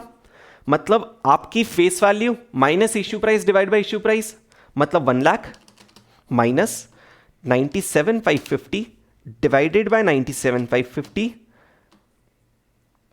इनटू 100। अभी टाइम पीरियड का इफेक्ट नहीं दिया है। क्यों नहीं दिया है दोस्तों? इसीलिए नहीं दिया है क्योंकि हमने अभी होल्डिंग पीरियड यील्ड कैलकुलेट किया है। अब इस होल्डिंग पीरियड यील्ड से कहां जाना है हमें? बोलिए आगे। होल्डिंग पीरियड यील्ड से जाना है इफेक्टिव एनुअल यील्ड पे। दोस्तों होल्डिंग पीरियड यील्ड का परसेंटेज मेरी आंखों के सामने जो कैलसी पे आपके भी आना चाहिए, दैट इज 2.5115%। चलो एक काम करते हैं, इसका इफेक्टिव एनुअल यील्ड कैलकुलेट करते हैं। मतलब 1 + 0.025115 टू द पावर 12/3 -1, है ना। सॉल्व किया जाए, divide by 100 + 1 which is equals to दोस्तों 10.4309%। 10.4309%, इनका 10.435% आ रहा है। एक बार देख लेते हैं हमारी साइड से कुछ मिस्टेक है क्या, कैलकुलेशन कुछ मिस्टेक होगी तो पता चल जाएगी। सो 1 lakh minus 97,550 divide by 97,550 gave us 2.5115। ये जो आपका नंबर पूरा कैलसी पे आ रहा है, राइट,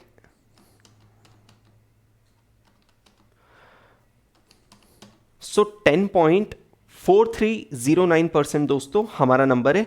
और अगर नंबर में कहीं डिफरेंस आ रहा है ना दोस्तों, तो 100% आप, अगर एग्जामिनर और आपके नंबर में कहीं डिफरेंस आ रहा है तो ऑब्वियसली छोटी सी राउंडिंग ऑफ की वजह से। एक बार इनका सोल्यूशन टैली करा देता हूं जिससे आपको पता चल जाएगा कि क्या हमारा कैलकुलेशन सही है। तो इन्होंने भी पहले देखो, इनको एक्चुअल में करना क्या था, यहाँ पे होल्डिंग पीरियड यील्ड कैलकुलेट करना था ये वाले नंबर को लेके, राइट। लेकिन उन्होंने सिंपल एनुअलाइज्ड यील्ड कैलकुलेट कर दी, नो प्रॉब्लम। देखते हैं आगे क्या किया है। इससे इनका यील्ड का अमाउंट एनुअलाइज्ड कितना आ रहा है? 10.046%, जिसको इन्होंने राउंड ऑफ क्या कर दिया, 10.5%।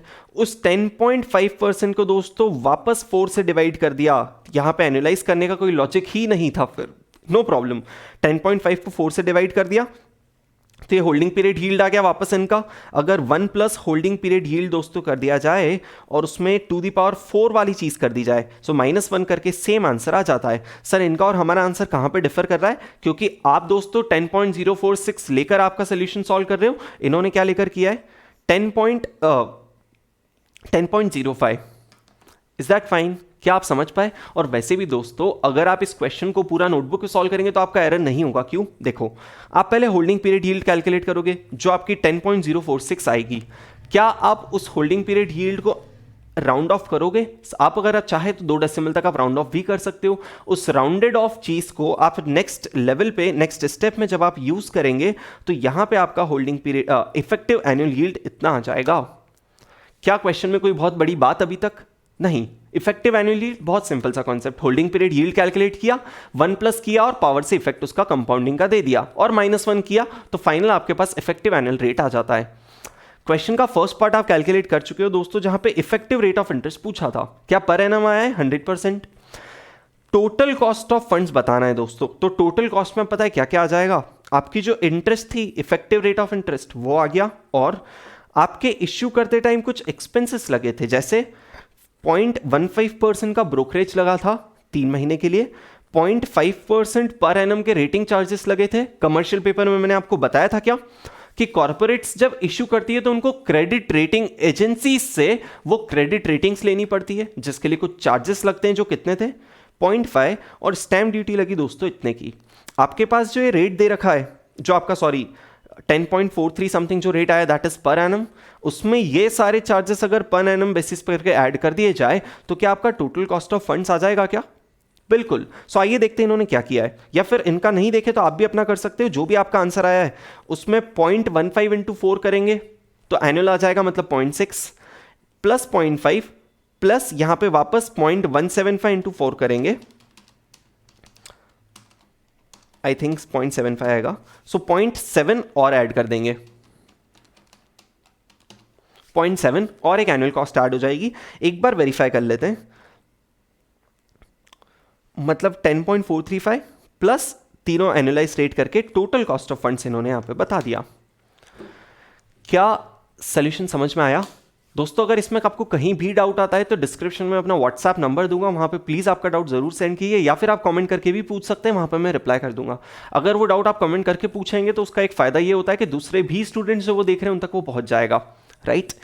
क्वेश्चन नंबर दोस्तों 14th बी डन। मतलब मनी मार्केट इंस्ट्रूमेंट का एक फंडा समझ में आया क्या? अगर किसी को एक बेसिक कॉन्सेप्ट क्लियर है तो उसके लिए सारे क्वेश्चन ईजी है फिर, राइट?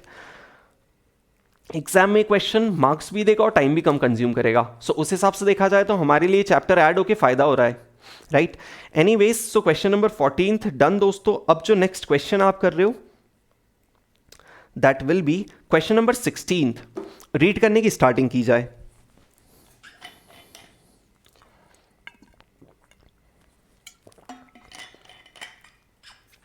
क्वेश्चन नंबर 16th क्या बोल रहे हैं? अ money market instrument with face value of ₹100। Money market instrument का नाम ही नहीं दिया है, नो प्रॉब्लम, देखते हैं। Money market instrument with face value of ₹100 and discount yield of 6%। दोस्तों डिस्काउंट यील्ड की बात की जाए, डिस्काउंट यील्ड मतलब फॉर्मूला कौन सा? Face value minus issue price divided by face value. वो जो परसेंटेज है 6% है, पर 6% एक एनुअलाइज्ड नंबर होगा दोस्तों, मतलब इसमें टाइम पीरियड का इफेक्ट दिया हुआ है जब जाके 6% आया, राइट? सो वो मनी मार्केट इंस्ट्रूमेंट जिसकी फेस वैल्यू 100 है और डिस्काउंट यील्ड 6% है, 45 डेज में मैच्योर होगा। आपको बताना है current price of the instrument. Current price मतलब अच्छा, face value minus CMP divide by CMP into 365 divide by 45 into 100 will be equals to 66। हमें उसमें CMP बता देना है, ठीक है? फॉर्मूला आप समझ गए हो, डायरेक्टली नंबर्स लिख रहा हूं। So 6 should be equals to sir 100 minus CMP divide by 100, क्योंकि फेस डिस्काउंट यील्ड दिया है मतलब base should be face value, right? Multiplied by 365 divide by 45 multiplied by 100। चलो दोस्तों CMP फाइंड आउट कर लेते हैं। मतलब 600 multiplied by 45 divide by 36500, right?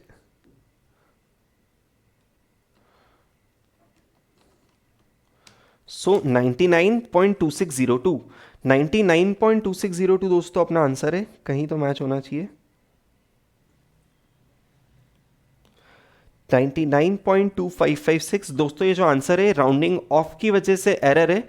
अच्छा, इन्होंने एक मिस्टेक जो की है दोस्तों, यहाँ पे इनका जो आंसर डिफर कर रहा है वो ऑन अकाउंट ऑफ बता देता हूँ। उन्होंने यहाँ पे 360 डेज कंसिडर कर दिया कैलकुलेशन के लिए, मतलब 45 डिवाइड बाय 360 किया है, लेकिन लोड लेने की बात नहीं, उन्होंने ऑल्टरनेटिव बताया कि अगर आप 365 डेज कंसिडर करोगे तो अकॉर्डिंगली आपके आंसर डिफर करना स्टार्ट हो सकते हैं, और ये सारी बातें की है। मतलब आप 365 से करोगे तो भी आपका आंसर सेम आएगा, जस्ट वैलिडेट करने के लिए कि आपका ये फॉर्मूला सही है।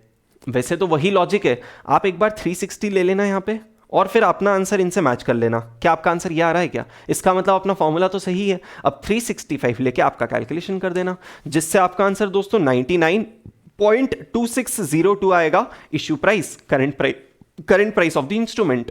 ठीक है, नेक्स्ट कैलकुलेशन क्या होगा दोस्तों हमारा, एक बार यहां पे लिख देते हैं हम। CMP कितना? 99.2602, मतलब 2602 को राउंड ऑफ कर भी दे तो भी कितना आ जाएगा? 26, राइट। क्वेश्चन का सेकंड पार्ट रीड कर रहे हैं। सेकंड पार्ट क्या बोल रहा है? बॉन्ड इक्विवेलेंट यील्ड फाइंड करना है। बॉन्ड इक्विवेलेंट यील्ड, अच्छा समझ गए क्या? बॉन्ड इक्विवेलेंट यील्ड दोस्तों कॉन्सेप्ट नोटबुक में आपको चल के दिखा सकता हूं। बॉन्ड इक्विवेलेंट यील्ड मतलब कौन सा? सिंपल एनुअलाइज्ड बेसिस वाला यील्ड हमें कैलकुलेट करके दिखाना है एग्जामिनर को। क्या वो 6% ही आएगा क्या, जो डिस्काउंट यील्ड दे रखा है? नहीं, वो कितना आएगा? वो आएगा 100 माइनस 99.26, इतना अर्न किया on the base of 99.26 multiplied by 365 divided by 45 into 100। क्या कोई बड़ी बात दिखी आप लोगों को इसमें? नहीं ना, ठीक है, कैलकुलेशन देख लेते हैं। 100 minus 99.26 divide by 99.26 multiplied by 365 divided by 45 into 100 gives us 6.046%. I hope कहीं तो हमारा आंसर मैच हो जाए, राइट, विच इज 6.046% मैच होगा, क्योंकि यहाँ पे इन्होंने 360 लिया है और यहाँ पे 99.25 लिया है, जो ऊपर 360 के बेसिस पे आया था। Is it fine? सो 6.046 या फिर 047% या फिर 6.05% राउंड ऑफ करने के बाद बोला जाए दोस्तों आपका आंसर आना चाहिए, और इंस्टीट्यूट 100% उस चीज के आपको मार्क्स देगा। Is it fine? क्या बहुत बेसिक चीजें हैं मनी मार्केट इंस्ट्रूमेंट में, राइट दोस्तों, समझ की बात है। एक बार आपके माइंड में इनिशियल अंडरस्टैंडिंग सही तरीके से आ गई ना चीज की, फिर सब सॉर्टेड है ना। आप मनी मार्केट के इंस्ट्रूमेंट के कुछ दूसरे वीडियोस देखने को मिलेंगे जिसमें शायद आपको चीज़ें बहुत कंफ्यूजिंग लगे, लेकिन हम लोग बहुत एक स्ट्रेट मैनर में काम कर रहे हैं, राइट। क्वेश्चन का third part, effective annual yield, effective annual return. दोस्तों आप समझ गए हमें कैलकुलेट क्या करना है, क्या कंपाउंडिंग वाली चीज के लिए कैलकुलेशन बिठाना है। मतलब पहले होल्डिंग पीरियड यील्ड आएगा, उस होल्डिंग पीरियड यील्ड को इफेक्टिवली एनालाइज करेंगे। होल्डिंग पीरियड यील्ड कितना? 100 minus 99.26 divided by 99.26, right, into 100 अगर परसेंटेज टर्म्स में बात की जाए तो, और 100 हटा दिया जाए तो विदाउट परसेंटेज आ जाएगा। एक बार देखते हैं नंबर कितना है। सो 100 minus 99.26 divided by 99.26 gives us 0.007455, right, और परसेंटेज टर्म्स में बोला जाए तो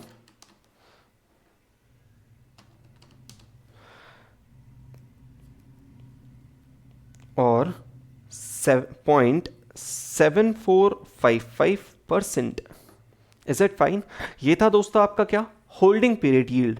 आपको कैलकुलेट क्या करना है इससे, इफेक्टिव यील्ड, मतलब 1 प्लस होल्डिंग पीरियड यील्ड वाला amount which is this, right, मतलब ऑब्वियसली परसेंटेज टर्म्स में नहीं होगा, ये वाला जो डेसिमल में होता है, right, 1 plus 0.007455 multiplied by 365 divided by 45 minus 1। Multiply divide by मतलब आप समझ गए क्या फीलिंग्स, पावर वाली चीज करना है ना। सो आपके सामने अब इक्वेशन जो आ गई जिससे आपका इफेक्टिव एनुअल यील्ड आएगा दोस्तों, बहुत सिंपल, क्या, 1 plus holding period yield multiplied by 365 divide by -1। यहां पे नंबर्स पुट किए और आपके सामने होल्डिंग पीरियड यील्ड दोस्तों जो आपने कैलकुलेट किया है दैट इज 0.007455 डेसिमल टर्म्स वाला, जो यहां पे एज इट इज पुट किया है। सो 1 plus holding period yield into 365 divide by 45 -1। अब क्वेश्चन ये आ जाता है कि सर ये वाला पार्ट सॉल्व कैसे होगा। आप में से काफी लोगों को पता होना चाहिए वो 12 टाइम्स अंडर रूट वाली स्कीम और वो सारी चीजें। चलो एक बार साथ में डिस्कस कर लेते हैं। सो पहले आप 1.007455 कैलसी पे ले ले, 1.007455। नेक्स्ट स्टेप क्या होगी दोस्तों, 12 टाइम्स करना है अंडर रूट। सो 1 2 3 4 5 6 7 8 9 10 11 12 12 टाइम्स हमने क्या है under root. 12 times under root करने के बाद क्या दोस्तों, अंडर रूट करने के बाद ध्यान से सुनना है लाइन, पावर में जो भी चीज़ है वो मल्टीप्लाई कर दो। मतलब जो भी आपका आंसर आ रहा है कैलसी पे उस पर 365 मल्टीप्लाई हो जाएगा और 45 डिवाइड हो जाएगा। अरे 1/45 मल्टीप्लाई कैसे करते हो, 45 से डिवाइड करके ना। तो जो भी आपका कैलसी में नंबर आ रहा है इनटू किया 365 और डिवाइड किया 45, राइट। उस -1 करने के बाद I am so sorry again फिर से कैलकुलेशन कर रहे हैं। करते टाइम मैं आपको एक स्टेप बोलना भूल गया जो मैंने यहाँ पे सॉल्व कंसिडर मेरे कैलकुलेशन के लिए कर ली थी। सो 1.007455 लिया कैलसी पे, 12 टाइम्स अंडर रूट करना है, 1 2 3 4 5 6 7 8 9 10 11 12। हाँ दोस्तों 12 टाइम्स अंडर रूट करने के बाद पहले आपको इसमें से 1 माइनस करना है, राइट। अब 1 माइनस हो गया तो सिर्फ इंटरेस्ट वाला पार्ट बच गया, उसमें आपको 365 मल्टीप्लाई करना है और 45 डिवाइड करना है, राइट। तो अब किस चीज़ का इफेक्ट दे दिया आपने, इस चीज़ का। वापस +1 करेंगे, राइट, और 12 टाइम्स इंटू इक्वल टू करेंगे, है ना। 1 प्लस करने के बाद 12 टाइम्स इंटू इक्वल्स टू 2 3 4 5 6 7 8 9 10 11 12। मतलब दोस्तों 1.06209, ये जो 1.06209 आपकी कैलसी पे दिख रहा है ना, ये कौन से पार्ट का सोल्यूशन आया है, सिर्फ इस पार्ट का सोल्यूशन आया है। मतलब आपने ये वाला नंबर जो लिया था ना उसका 365 डिवाइड बाय 45 वाला रूट नंबर क्या हो जाता है 1.06209, जिसमें से 1 माइनस कर दिया जाए दोस्तों तो 6.209% आपका effective annual rate of interest आ जाता है, जो इनका 6.207% से मैच हो रहा है। और कहीं जो डिफरेंस है दोस्तों वो किस वजह से, दो चीज़ों की वजह से। पहला इन्होंने 360 के बेसिस पे यहाँ कैलकुलेशन किया था जिससे आपका ये बेस 360 के हिसाब से आया है, और दूसरा यहाँ पे इन्होंने वापस 8 के पावर में 8 कर दिया, मतलब 360 divide by 45, right, which becomes 8, and accordingly आपका आंसर आ जाता है। क्या दोस्तों आप ये बेसिक क्वेश्चन समझ पाए? मतलब देखो एग्जामिनर का क्वेश्चन कितना अच्छा था वैसे देखा जाए तो। क्यों? एग्जामिनर ने क्या किया यहां पे, एक दो बेसिक बातें बताई हमें, तीन, क्या क्या, आपका डिस्काउंट यील्ड कितना, फिर बताया आपका फेस वैल्यू कितना, और आपका टाइम पीरियड कितना 45 डेज। उसके बेसिस पे पहले उसने करंट मार्केट प्राइस कैलकुलेट कराया, फिर वही करंट मार्केट प्राइस का यूज करके यील्ड कैलकुलेट करा लिया बॉन्ड इक्विवेलेंट वाला, राइट, और फिर हमें इफेक्टिव एनुअल रिटर्न भी कैलकुलेट करा लिया। क्या दोस्तों ये क्वेश्चन क्लियर हुआ क्या? Question number 16। आइए इसके साथ चलने की जरूरत आ गई दोस्तों हमारे नेक्स्ट क्वेश्चन पे, जो आई थिंक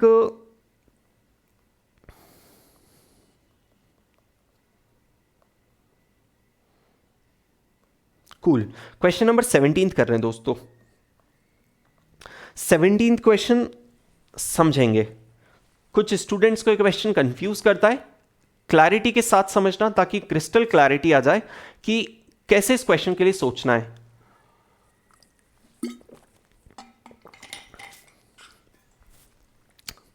आइए, AXY Limited is able to issue commercial paper of 50 lakhs every 4 month। Question किस चीज के ऊपर? Commercial paper. आप एक कंपनी हो जो कमर्शियल पेपर इश्यू करते हो 50 lakhs के एवरी 4 मंथ्स। दोस्तों मेरा आपसे क्वेश्चन है कि 50 lakhs का अमाउंट क्या, फेस वैल्यू या इश्यू प्राइस? 50 lakhs का अमाउंट दोस्तों हो जाएगा फेस वैल्यू, राइट। इसके पहले भी क्वेश्चन का आप इंटरप्रिटेशन देख चुके हो जहां पे आपका वो जो अमाउंट होता है दैट इज फेस वैल्यू। तो सर आपने ऊपर एक क्वेश्चन कराया था जहां पे 80 lakhs हमें पे करना थे कहीं पे, राइट। ये क्वेश्चन दोस्तों 15th। दोस्तों इस क्वेश्चन में क्लियरली बोला है कि आपको 80 lakhs का पेमेंट करना है, मतलब वो अमाउंट उस दिन का है which is the face value. उस दिन मतलब रिडम्पशन वैल्यू, फ्यूचर वैल्यू, और रिडम्पशन वैल्यू क्या होता है? फेस वैल्यू तो होता है, राइट। यहां पे सारे क्वेश्चन में ऐसा कुछ बोल रहे हैं क्या कि उस दिन इतना पैसा चाहिए फिर आज इतना पैसा चाहिए? उन्होंने बोला आपने इतने का इंस्ट्रूमेंट इश्यू किया है, तो वो जो लैंग्वेज का सेंस आ रहा है वो क्या आ रहा है कि ये जो इश्यू प्राइस, ये जो अमाउंट है ये फेस वैल्यू है, ना कि आपका issue price. Is it fine? चलो क्वेश्चन नंबर 17 फिर से आ रहे हैं। XY Limited is able to issue commercial paper of 50 lakhs every 4 months at the rate of 12.5% per annum। 12.5% per annum क्या हो गया दोस्तों? आपका यील्ड बोल लो या फिर इंटरेस्ट बोल लो, राइट, बट डिस्काउंट यील्ड मत बोल लो, ठीक है। आपको फेस वैल्यू दी है, 4 महीने का टाइम पीरियड दिया है और आपको यील्ड दी है, ठीक है। वैसे तो आपके दिमाग में आने बातें स्टार्ट हो गई होगी, लेकिन देखते हैं क्वेश्चन पूछ क्या रहा है। क्वेश्चन पूछ रहा है the cost of placement of commercial paper issue is ₹2500 पर इश्यू। मतलब आप हर 4 महीने में जब इश्यू कर रहे हो ना, तो हर 4 महीने में आपको 2500 की कॉस्ट बेयर करना पड़ रही है। ये क्या हो गई? Flotation cost. वो कमर्शियल पेपर प्लेस करने के, इश्यू करने की आपकी कॉस्ट है, ठीक है। XY Limited is required to maintain a line of credit ₹1,50,000 in the bank balance। दोस्तों ये प्रोसेस करने के दौरान आपको जितना भी पैसा मिलता है, कमर्शियल पेपर आपने इशू किया उसके अगेंस्ट जो भी पैसा आपके हाथ में आया, उसमें से 1,50,000 आप ऐसा मानिए कि 1,50,000 हमें बैंक में बैलेंस मेंटेन करके रखना पड़ता है। ओह, मतलब हमारे पास अब वो पैसा जो हम यूटिलाइज कर पाएंगे हमारे बिजनेस के पर्पस के लिए, वो तो और कम हो गया। देखते हैं उसका क्या इंपैक्ट है, ठीक है। The applicable income tax rate is 30%। What is the cost of funds to AXY limited for commercial paper issue after tax? Cost of fund बताना है दोस्तों। कॉस्ट ऑफ फंड मतलब क्या क्या? उसमें सब कुछ आ गया, आपके सारे एक्सपेंसेस सब कुछ आ गया है, ठीक है। हमें कमर्शियल पेपर की after tax cost of fund बताना है, मतलब सारे एक्सपेंस को पहले आफ्टर टैक्स करना और फिर उसके बेसिस पर कॉस्ट ऑफ फंड्स बताना। The maturity of commercial paper is 4 months। तो ऑब्वियसली वो तो हर 4 महीने में इशू करता है, पता ही है, ओके। दोस्तों इस क्वेश्चन के लिए पहली बात तो हमें यील्ड बताना है, फिर after tax cost of fund बताना है। After tax cost of fund बताना है।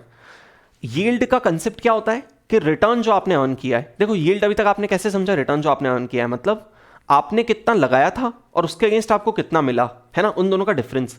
आपको जो मिला है उसको हम बोलते हैं फेस वैल्यू, आपने जो आपकी साइड से लगाया था वो होता है आपका इश्यू प्राइस, और उन दोनों का डिफरेंस आपने अर्न किया है। दोस्तों इसी बात को, ये बात जो आप इन्वेस्टर की साइड से सोच रहे हो, एक बार कंपनी की साइड से सोचना। कंपनी के लिए कॉस्ट क्या होगी? कंपनी के लिए कॉस्ट ये हो जाएगी कि कंपनी ने कितना पे किया, फेस वैल्यू, माइनस कंपनी को मिला कितना था, issue price, divide by company को जितना मिला था। मतलब सेम चीज को अगर इन्वेस्टर की साइड से सोचा जाए तो रिटर्न है, राइट, और कंपनी की साइड से सोचा जाए तो कॉस्ट है, ठीक है। बस फर्क क्या होगा? ये जो डिफरेंस है हम बोलते हैं कि ये इंटरेस्ट का अमाउंट है। ये जो डिफरेंस है कंपनी के लिए, यही तो इंटरेस्ट का अमाउंट है। मतलब इस पे कंपनी को क्या मिलना चाहिए? Tax benefit. Do you all agree? और इस पूरे फॉर्मूले का अंडरलाइंग लॉजिक क्या था कि कंपनी ने इतनी कॉस्ट पे की है इतना अमाउंट यूज कर पाने के अगेंस्ट, मतलब इतनी कॉस्ट किसके बेस पे पे की है? इश्यू प्राइस जो कंपनी को मिला उसके बेस पे, राइट, और इसके बेसिस पे कंपनी का कॉस्ट ऑफ फंड्स आ सकता है। तो इस क्वेश्चन में क्या हो रहा है, ध्यान से सुनना दोस्तों। पहले तो ये समझते कंपनी को कितना अमाउंट रीपे करना है। देखो इसको सॉल्व कराने के 2 तरीके हैं। पहले एक सिंपल तरीका बता रहा हूं, शायद आप में से कुछ सिंपल तरीका कुछ लोग एक्सेप्ट ना कर पाओ, इसके लिए फिर एक बड़ा तरीका बता दूंगा, है ना। पहले सिंपल तरीका सोचने का। आपको दोस्तों face value minus issue price की जगह क्या मैं बोल सकता हूं, आपको तो यहां पे इंटरेस्ट कॉस्ट लेना है। मतलब कंपनी ने जो जो एक्सपेंसेस इनकर किए वो ऊपर आ जाएंगे कि कंपनी को क्या क्या एक्सपेंस इनकर करना पड़े। फॉर एग्जाम्पल कंपनी को दोस्तों पहली चीज जो भी इंटरेस्ट का अमाउंट है वो इनकर करना पड़ा। तो एक काम करते हैं, पहले इंटरेस्ट का अमाउंट कैलकुलेट कर लेते हैं। इंटरेस्ट का अमाउंट कैसे आएगा? इन दोनों का डिफरेंस, इन दोनों का डिफरेंस। आपके पास फेस वैल्यू है क्या आज 50 लाख, आपके पास रेट ऑफ इंटरेस्ट है क्या, यील्ड 12.5%, आपके पास टाइम पीरियड है क्या, इश्यू प्राइस आ सकता है, बिल्कुल आ सकता है। चलो क्विकली दोस्तों फॉर्मूला लगा दिया जाए। पहले तो कौन सा हमारा फॉर्मूला कौन सा था? 50 minus issue price divide by issue price into 12/4 into 100, this is equals to what? 12.5%, है ना। इसके बेसिस पे दोस्तों क्विकली इश्यू प्राइस कैलकुलेट करते हैं और फिर आगे का discussion. So 12.5 divide by 100 into 4 divide by 12 plus 1 divide equals to into 50 lakhs. 48 lakh दोस्तों इश्यू प्राइस का अमाउंट आया है। क्या आप लोग भी सॉल्व करके 48 लाख तक आ पाए हो क्या? 48 लाख हमारा इश्यू प्राइस का अमाउंट है ना, ठीक है। मतलब अब भी आप समझ गए कि इन दोनों का डिफरेंस कंपनी ने अगर आज कोई इंस्ट्रूमेंट इशू किया जिसके अगेंस्ट उसको 48 लाख रुपीस रिसीव हुए, राइट, मतलब एक टाइप से 48 लाख का लोन लिया, जिस लोन के अगेंस्ट कंपनी को 50 लाख पे करना है, कंपनी को इंटरेस्ट कितना पे करना पड़ा, 2 लाख, ठीक है, मतलब 2 लाख कंपनी के लिए कॉस्ट है। तो सबसे पहले इस कैलकुलेशन को मैं साइड में हटा रहा हूं, नीचे कर रहा हूं। जिनने नोटिंग नहीं की अपनी नोटबुक में, एक बार वीडियो पॉज करके नोट कर ले और फिर आगे का कैलकुलेशन समझे। मतलब न्यूमरेटर में एक दोस्तों जो कंपनी की कॉस्ट है वो हमें लेना पड़ेगी 2 लाख, ठीक है। कंपनी ने 2 लाख की कॉस्ट पे की on the base of what, 48 lakh. इसके अलावा क्या दोस्तों, कंपनी ने 2500 की और आज कॉस्ट पे की है ना। मतलब देखा जाए तो कंपनी के पास पैसा कितना आया, कंपनी ने जो 50 लाख का बिल कमर्शियल पेपर्स इशू किया उसके अगेंस्ट पहली बात तो कंपनी के पास पैसा ही 48 लाख आया। उस 48 लाख में से दोस्तों कंपनी ने 2500 की तो फ्लोटेशन कॉस्ट पे कर दी, मतलब कंपनी को नेट में कितना आया होगा, 48 लाख माइनस 2500। और दोस्तों कंपनी को इसमें से 1,50,000 का बैंक बैलेंस अपनी बैंक में मेंटेन करना पड़ गया। मतलब नेट अमाउंट जो कंपनी रेस कर पाई कमर्शियल पेपर से, जो वो उसके बिजनेस में यूटिलाइज कर पाएगी, वो कितना है, 48 लाख माइनस 20, देखो इश्यू करके मिला 48 लाख माइनस 2500, तो वहीं पे फ्लोटेशन कॉस्ट इनकर हो गया, मतलब और कम मिला था। अब जो भी मिला है उसमें से 150 तो बैंक में रखना पड़ गया, हम लोग वो पैसा बिजनेस के लिए यूज ही नहीं कर पाए। मतलब नेट में हम कितना अमाउंट यूज कर पाएंगे, इतना। और इतना अमाउंट दोस्तों यूज करने के अगेंस्ट हमने क्या क्या कॉस्ट इनकर की है, 2 लाख और 2500। Do you all agree? Sir 2 lakh क्या है दोस्तों, 2 लाख आपका वो डिफरेंस है जो इंटरेस्ट आपने पे किया है, 2500 फ्लोटेशन कॉस्ट है। तो सर 1,50,000 को न्यूमरेटर में क्यों नहीं लिया दोस्तों, इसीलिए नहीं लिया क्योंकि 1,50,000 आपका एक्सपेंस नहीं है, वो तो सिर्फ आपका आज पैसा ब्लॉक हुआ है। मतलब आज 1,50,000 ब्लॉक हुआ है, 4 महीने बाद जब आप कमर्शियल पेपर रीपे करोगे तो वो 1,50,000 भी बैंक में से निकाल लेना और रीपे कर देना। मतलब उस 150 आपके पॉकेट से आपने इनकर किया क्या, नहीं, बट उसका सिग्निफिकेंस क्या था, इंपैक्ट क्या था हमारे सोल्यूशन के लिए। हमारे सोल्यूशन के लिए इंपैक्ट ये रह गया कि सर हम वो पैसा यूज ही नहीं कर पाए, मतलब कम पैसा मिला लेकिन इंटरेस्ट तो पूरे पे लग गया। ये बात समझे क्या आप लोग, राइट? मतलब ये थी हमारी cost of the fund. Sir हमको ऐसे कंफ्यूजन होता है, आप तो हमको इस तरीके से समझा दो, मतलब फेस वैल्यू उस दिन कितना आपको देना है, रिडम्पशन वैल्यू माइनस आज कितना मिला डिवाइड बाय आज कितना मिला, राइट? चलो एक बार उस पॉइंट से भी समझ लो, कुछ लोगों को अगर कंफ्यूजन है तो। दोस्तों एक बात बताओ, पहले राइट वाले अमाउंट पे काम कर रहे हैं, मतलब आज हमें कितना मिला। सिंपल सा फंडा है, आज आपको 48 लाख इश्यू करके मिले, जिसमें से 2500 रुपीज आज आप फ्लोटेशन कॉस्ट इनकर कर चुके हो, मतलब इतना कम मिला, जिसमें से 1.5 लाख रुपीस दोस्तों आपकी बैंक ने आपके उसके पास रख लिया। मतलब नेट में ये सब करने के बाद आज आपके हाथ में कितना अमाउंट आया, जो आपको बोर्ड पे दिख रहा है वो। ये आपने क्या सॉल्व कर दिया दोस्तों, इश्यू प्राइस, मतलब आज इश्यू करके हमें नेट में इतना पैसा मिला, ठीक है। अब क्या सॉल्व करना है दोस्तों, फेस वैल्यू। मतलब दोस्तों अब आप रीपे जब करने जाओगे तो आपको कितना रीपे करना पड़ेगा, पूरा 50 लाख। लेकिन 50 लाख रीपे करते टाइम आपके पॉकेट में से 50 नहीं जाएगा दोस्तों, 1.5 तो बैंक में रखा हुआ है ना। मतलब आपको फेस वैल्यू आपको जो पे करना है that is 50 lakh minus 1.5 lakh, क्योंकि 1.5 लाख तो आपके बैंक में रखा हुआ है ना, इसीलिए तो आपने 1.5 यहां अज्यूम का किया कि आपने रिसीव किया। आपने तो 48 लाख में से 1.5 पहले ही बैंक में डाल के बोल दिया कि हमें तो नेट ही मिला यहां पे। तो अब आपको रीपे जब करने जाओगे तो आपके पास से 1.5 लाख इतना अमाउंट कम जाएगा, क्योंकि वो तो आपके बैंक में रखा हुआ था, right? Divided by issue price, sorry, तो पहले यहां पे माइनस तो लगाएं, है ना, minus divide by issue price, मतलब ये वाली चीज का कॉपी पेस्ट नीचे, ठीक है। सर पहले जो आपने समझाया था किस और ये जो समझा इसमें क्या फर्क है, देखो डिनोमिनेटर सेम पूरा सेट है, न्यूमरेटर भी सेम है दोस्तों, ध्यान से देखना कैसे। ये माइनस से ये माइनस कट गया, मतलब ये चीज यहां पे आएगी तो प्लस हो जाएगी, तो इस माइनस से सॉरी हाँ चलना वापस, ये माइनस ये वाली चीज यहां पे आएगी तो ये प्लस होके कट गया, ठीक है। मतलब 50 में से 48 लाख गए, मतलब 2 लाख वाला अमाउंट, और 2500 वाला अमाउंट, मतलब ये माइनस जब इस माइनस पे मल्टीप्लाई होगा तो प्लस हो जाएगा 2500 का। मतलब दोनों ही इक्वेशन से, एक बार मैंने आपको मैथ्स करके बता दिया और एक बार मैंने आपको कॉमन सेंस से बता दिया।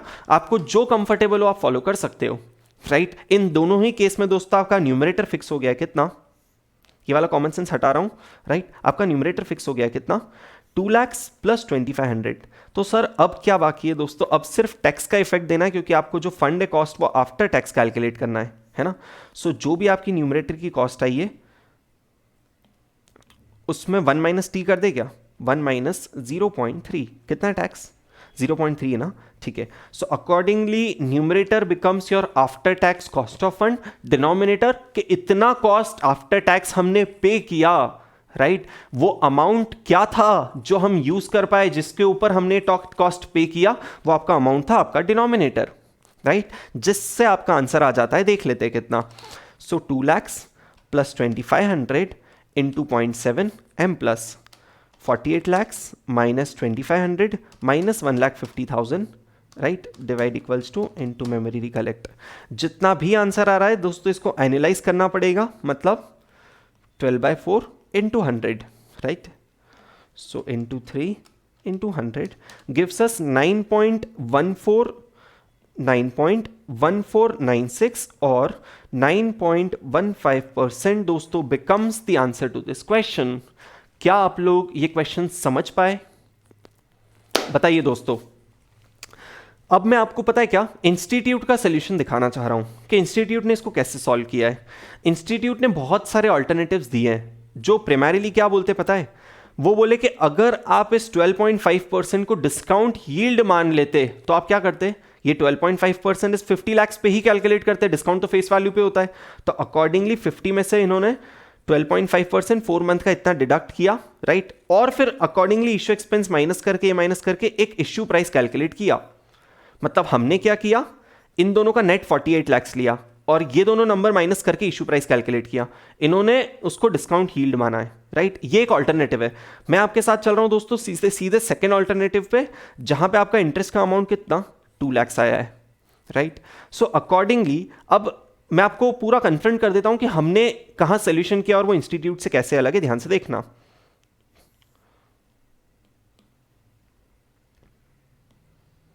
ठीक है, इंस्टीट्यूट का सोल्यूशन यहां पे एक बार लगा देता हूं, हम लोग फ्लो में देख पाएंगे। ठीक है दोस्तों, इंस्टीट्यूट का सोल्यूशन आपके सामने।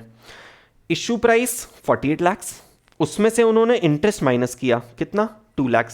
तो पहली चीज तो ये कि 48 लाख उन्होंने मिस्टेक से यहां पे लिख दिया है। वो अगर उनका कैलकुलेशन 50 से स्टार्ट करते तो आप 2 लाख माइनस कर सकते थे ना।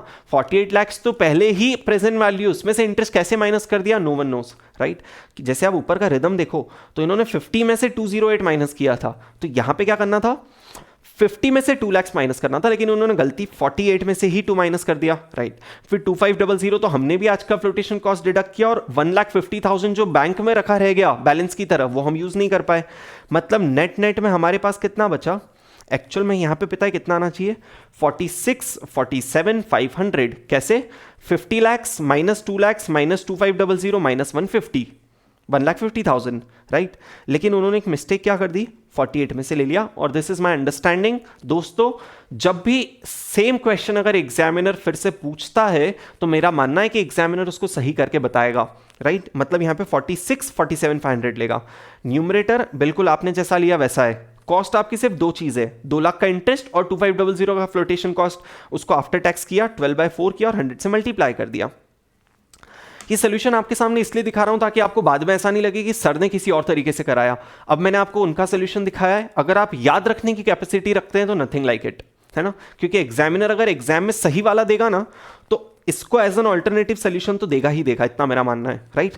सो अगर आप याद रख पा रहे हो तो अच्छी बात है, अदरवाइज आप लॉजिकल सोल्यूशन करके आना, और हम लोग इतना स्ट्रांगली मान सकते हैं कि इंस्टीट्यूट एक सही वाला सोल्यूशन देगा। क्या ये बात समझ पाए दोस्तों आप, है ना। मतलब 50 - 2 करके पूरी कहानी आप अपने लेवल पे सॉल्व कर देना, जिससे आपका आंसर 9.15 आएगा, जो हमारा आया था। कहां पे आया था हमारा आंसर, ऊपर कहीं 9.15%। Is it fine, can I से कि क्वेश्चन का जो एक बेसिक कंसेप्ट है हमारा, वो जो बेसिक फॉर्मूला है, उसी के बेसिस पे अभी तक सारे क्वेश्चंस आप लोग सॉल्व कर पाए हो, right.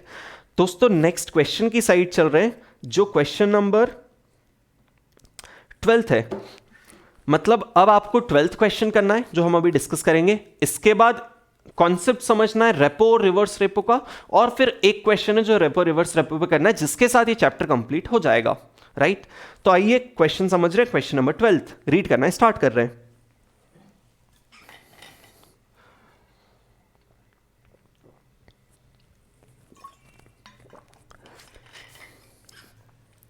Wonderland Limited has excess cash of 20 lakhs. I'm so sorry. हमारे पास एक्सेस कैश कितना है आज? 20 lakhs. अब ये बात समझ रहे हो, ये फ्यूचर वैल्यू है फिर प्रेजेंट वैल्यू है। आज इतना कैश रखा हुआ है दोस्तों, तो इतना ही तो अमाउंट आज इन्वेस्ट करेंगे, मतलब ये तो प्रेजेंट वैल्यू हो गई, मतलब ये तो इश्यू प्राइस या फिर सीएमपी के बराबर हो गया। बात समझे? ठीक है। Which it wants to invest in short term marketable securities, मतलब मनी मार्केट इंस्ट्रूमेंट में इन्वेस्ट करना चाहते हैं। Expense relating to investment will be 50,000। ये 50,000 क्या है? इन्वेस्टमेंट से related expenses. Securities invested will have an annual yield of 9%। दोस्तों कितना यील्ड, कितना रिटर्न कमा के देगी securities? 9%। The company seeks your advice as to The company seeks your advice as to the period of investment so as to earn a pre-tax income of 5%। मतलब वापस इस line को सिंप्लीफाइड लैंग्वेज में पढ़ रहा हूं। The company seeks your advice about the period of investment so that it can earn a pre-tax income of 5%। दोस्तों क्या बताना चाह रहे हैं पता है? ये बताना चाह रहे हैं कि पहली बात, पहले ये जो बताना चाह रहे हैं वो तो मैं बाद में बताऊंगा, पहले आप मेरे को बता दो जो मैं आपसे पूछना चाह रहा हूं। क्या 9% यील्ड है क्या? बिल्कुल। क्या 9% पर एनम है या फिर पीरियोडिक है? ये 9% पर एनम है। एग्जामिनर दोस्तों, ये बात शायद जितना मुझे याद है मैं आपको पहले बोल चुका हूं, एग्जामिनर कुछ ना बोले तो रेट ऑफ इंटरेस्ट हमेशा पर एनम होता है, पूरे एसएफएम के लिए बात है, राइट। और यील्ड तो हमेशा ही पर एनम के लिए दी जाती है, मतलब 9% पर एनम आपका यील्ड है। क्या किसी को ये डाउट तो नहीं आ रहा है यील्ड डिस्काउंट यील्ड या फिर कौन सा यील्ड है? Yield, interest rate, bond equivalent yield, money market yield, इन सब का एक ही मतलब होता है दोस्तों, क्या? Face value minus issue price divide by issue price. समझे ना बात? आ जाओ। मतलब क्या? 9% का रिटर्न अर्न करके देगा हमें कौन? एक investment short term marketable securities का। वो बोल रहे हैं दोस्तों कि हमारा पीरियड ऑफ इन्वेस्टमेंट कितना रखे कि हम 5% अर्न कर पाए। यार ये तो बहुत सिंपल है, मतलब मेरी जो अंडरस्टैंडिंग बोलती है इस क्वेश्चन को कैसे सॉल्व करना चाहिए। 9% into n/12 is equals to 5। यार 9% पूरे साल का है, हमारा वो टाइम पीरियड कितना हो कि 5 के बराबर हो जाए, राइट। ऐसा कर देते, पर कब? जब हमारे पास ये 50,000 नहीं होता। मैं आपको एक बेसिक से बिल्ड कर रहा हूं, डायरेक्टली सॉल्यूशन तक नहीं ले जाना चाह रहा हूं। मैं चाह रहा हूं कि आप भी इस तरीके से सोचें, क्या कि 9% पूरे साल का तो 5% कितने साल का, राइट। लेकिन हमारे पास क्या प्रॉब्लम आ गई कि 50,000 का आज एक्सपेंसेस भी है। मतलब क्या कि हम लोग 20 lakhs इन्वेस्ट करके कुछ अर्न करेंगे, जो कितना होगा? 9%, राइट। उसमें से अगर हम 50,000 डिडक्ट कर दे, 50,000 माइनस कर दे, तो हमारे पास 5% बच जाना चाहिए। 5% किसका? सर 20 lakhs का। अगर कोई बोलता है मेरे को 5% कमाना है, किस पे? जो अमाउंट आप इन्वेस्ट करोगे, राइट। तो पहले तो दोस्तों 20 lakhs जो आप इन्वेस्ट करना चाहते हो, पहले प्री टैक्स इनकम रिक्वायर्ड कितनी है? 20 lakhs का 5% विच इज 1 लाख, राइट। अब आप चाह रहे हो कि 20 lakhs रुपीस कुछ टाइम के लिए इन्वेस्ट किए जाए। सर कितने टाइम के लिए? अरे वही तो फाइंड करना है। 20 lakhs n/12 के लिए इन्वेस्ट करना है, जिस पे हमें 9% का रिटर्न मिलेगा, राइट। दोस्तों ये जो भी रिटर्न मिलेगा, इसमें से अगर 50,000 माइनस कर दिए जाए तो ये 1 लाख के बराबर आना चाहिए। ये क्वेश्चन बोल रहा है। क्या आप मेरी इस इक्वेशन से अग्री कर रहे हो?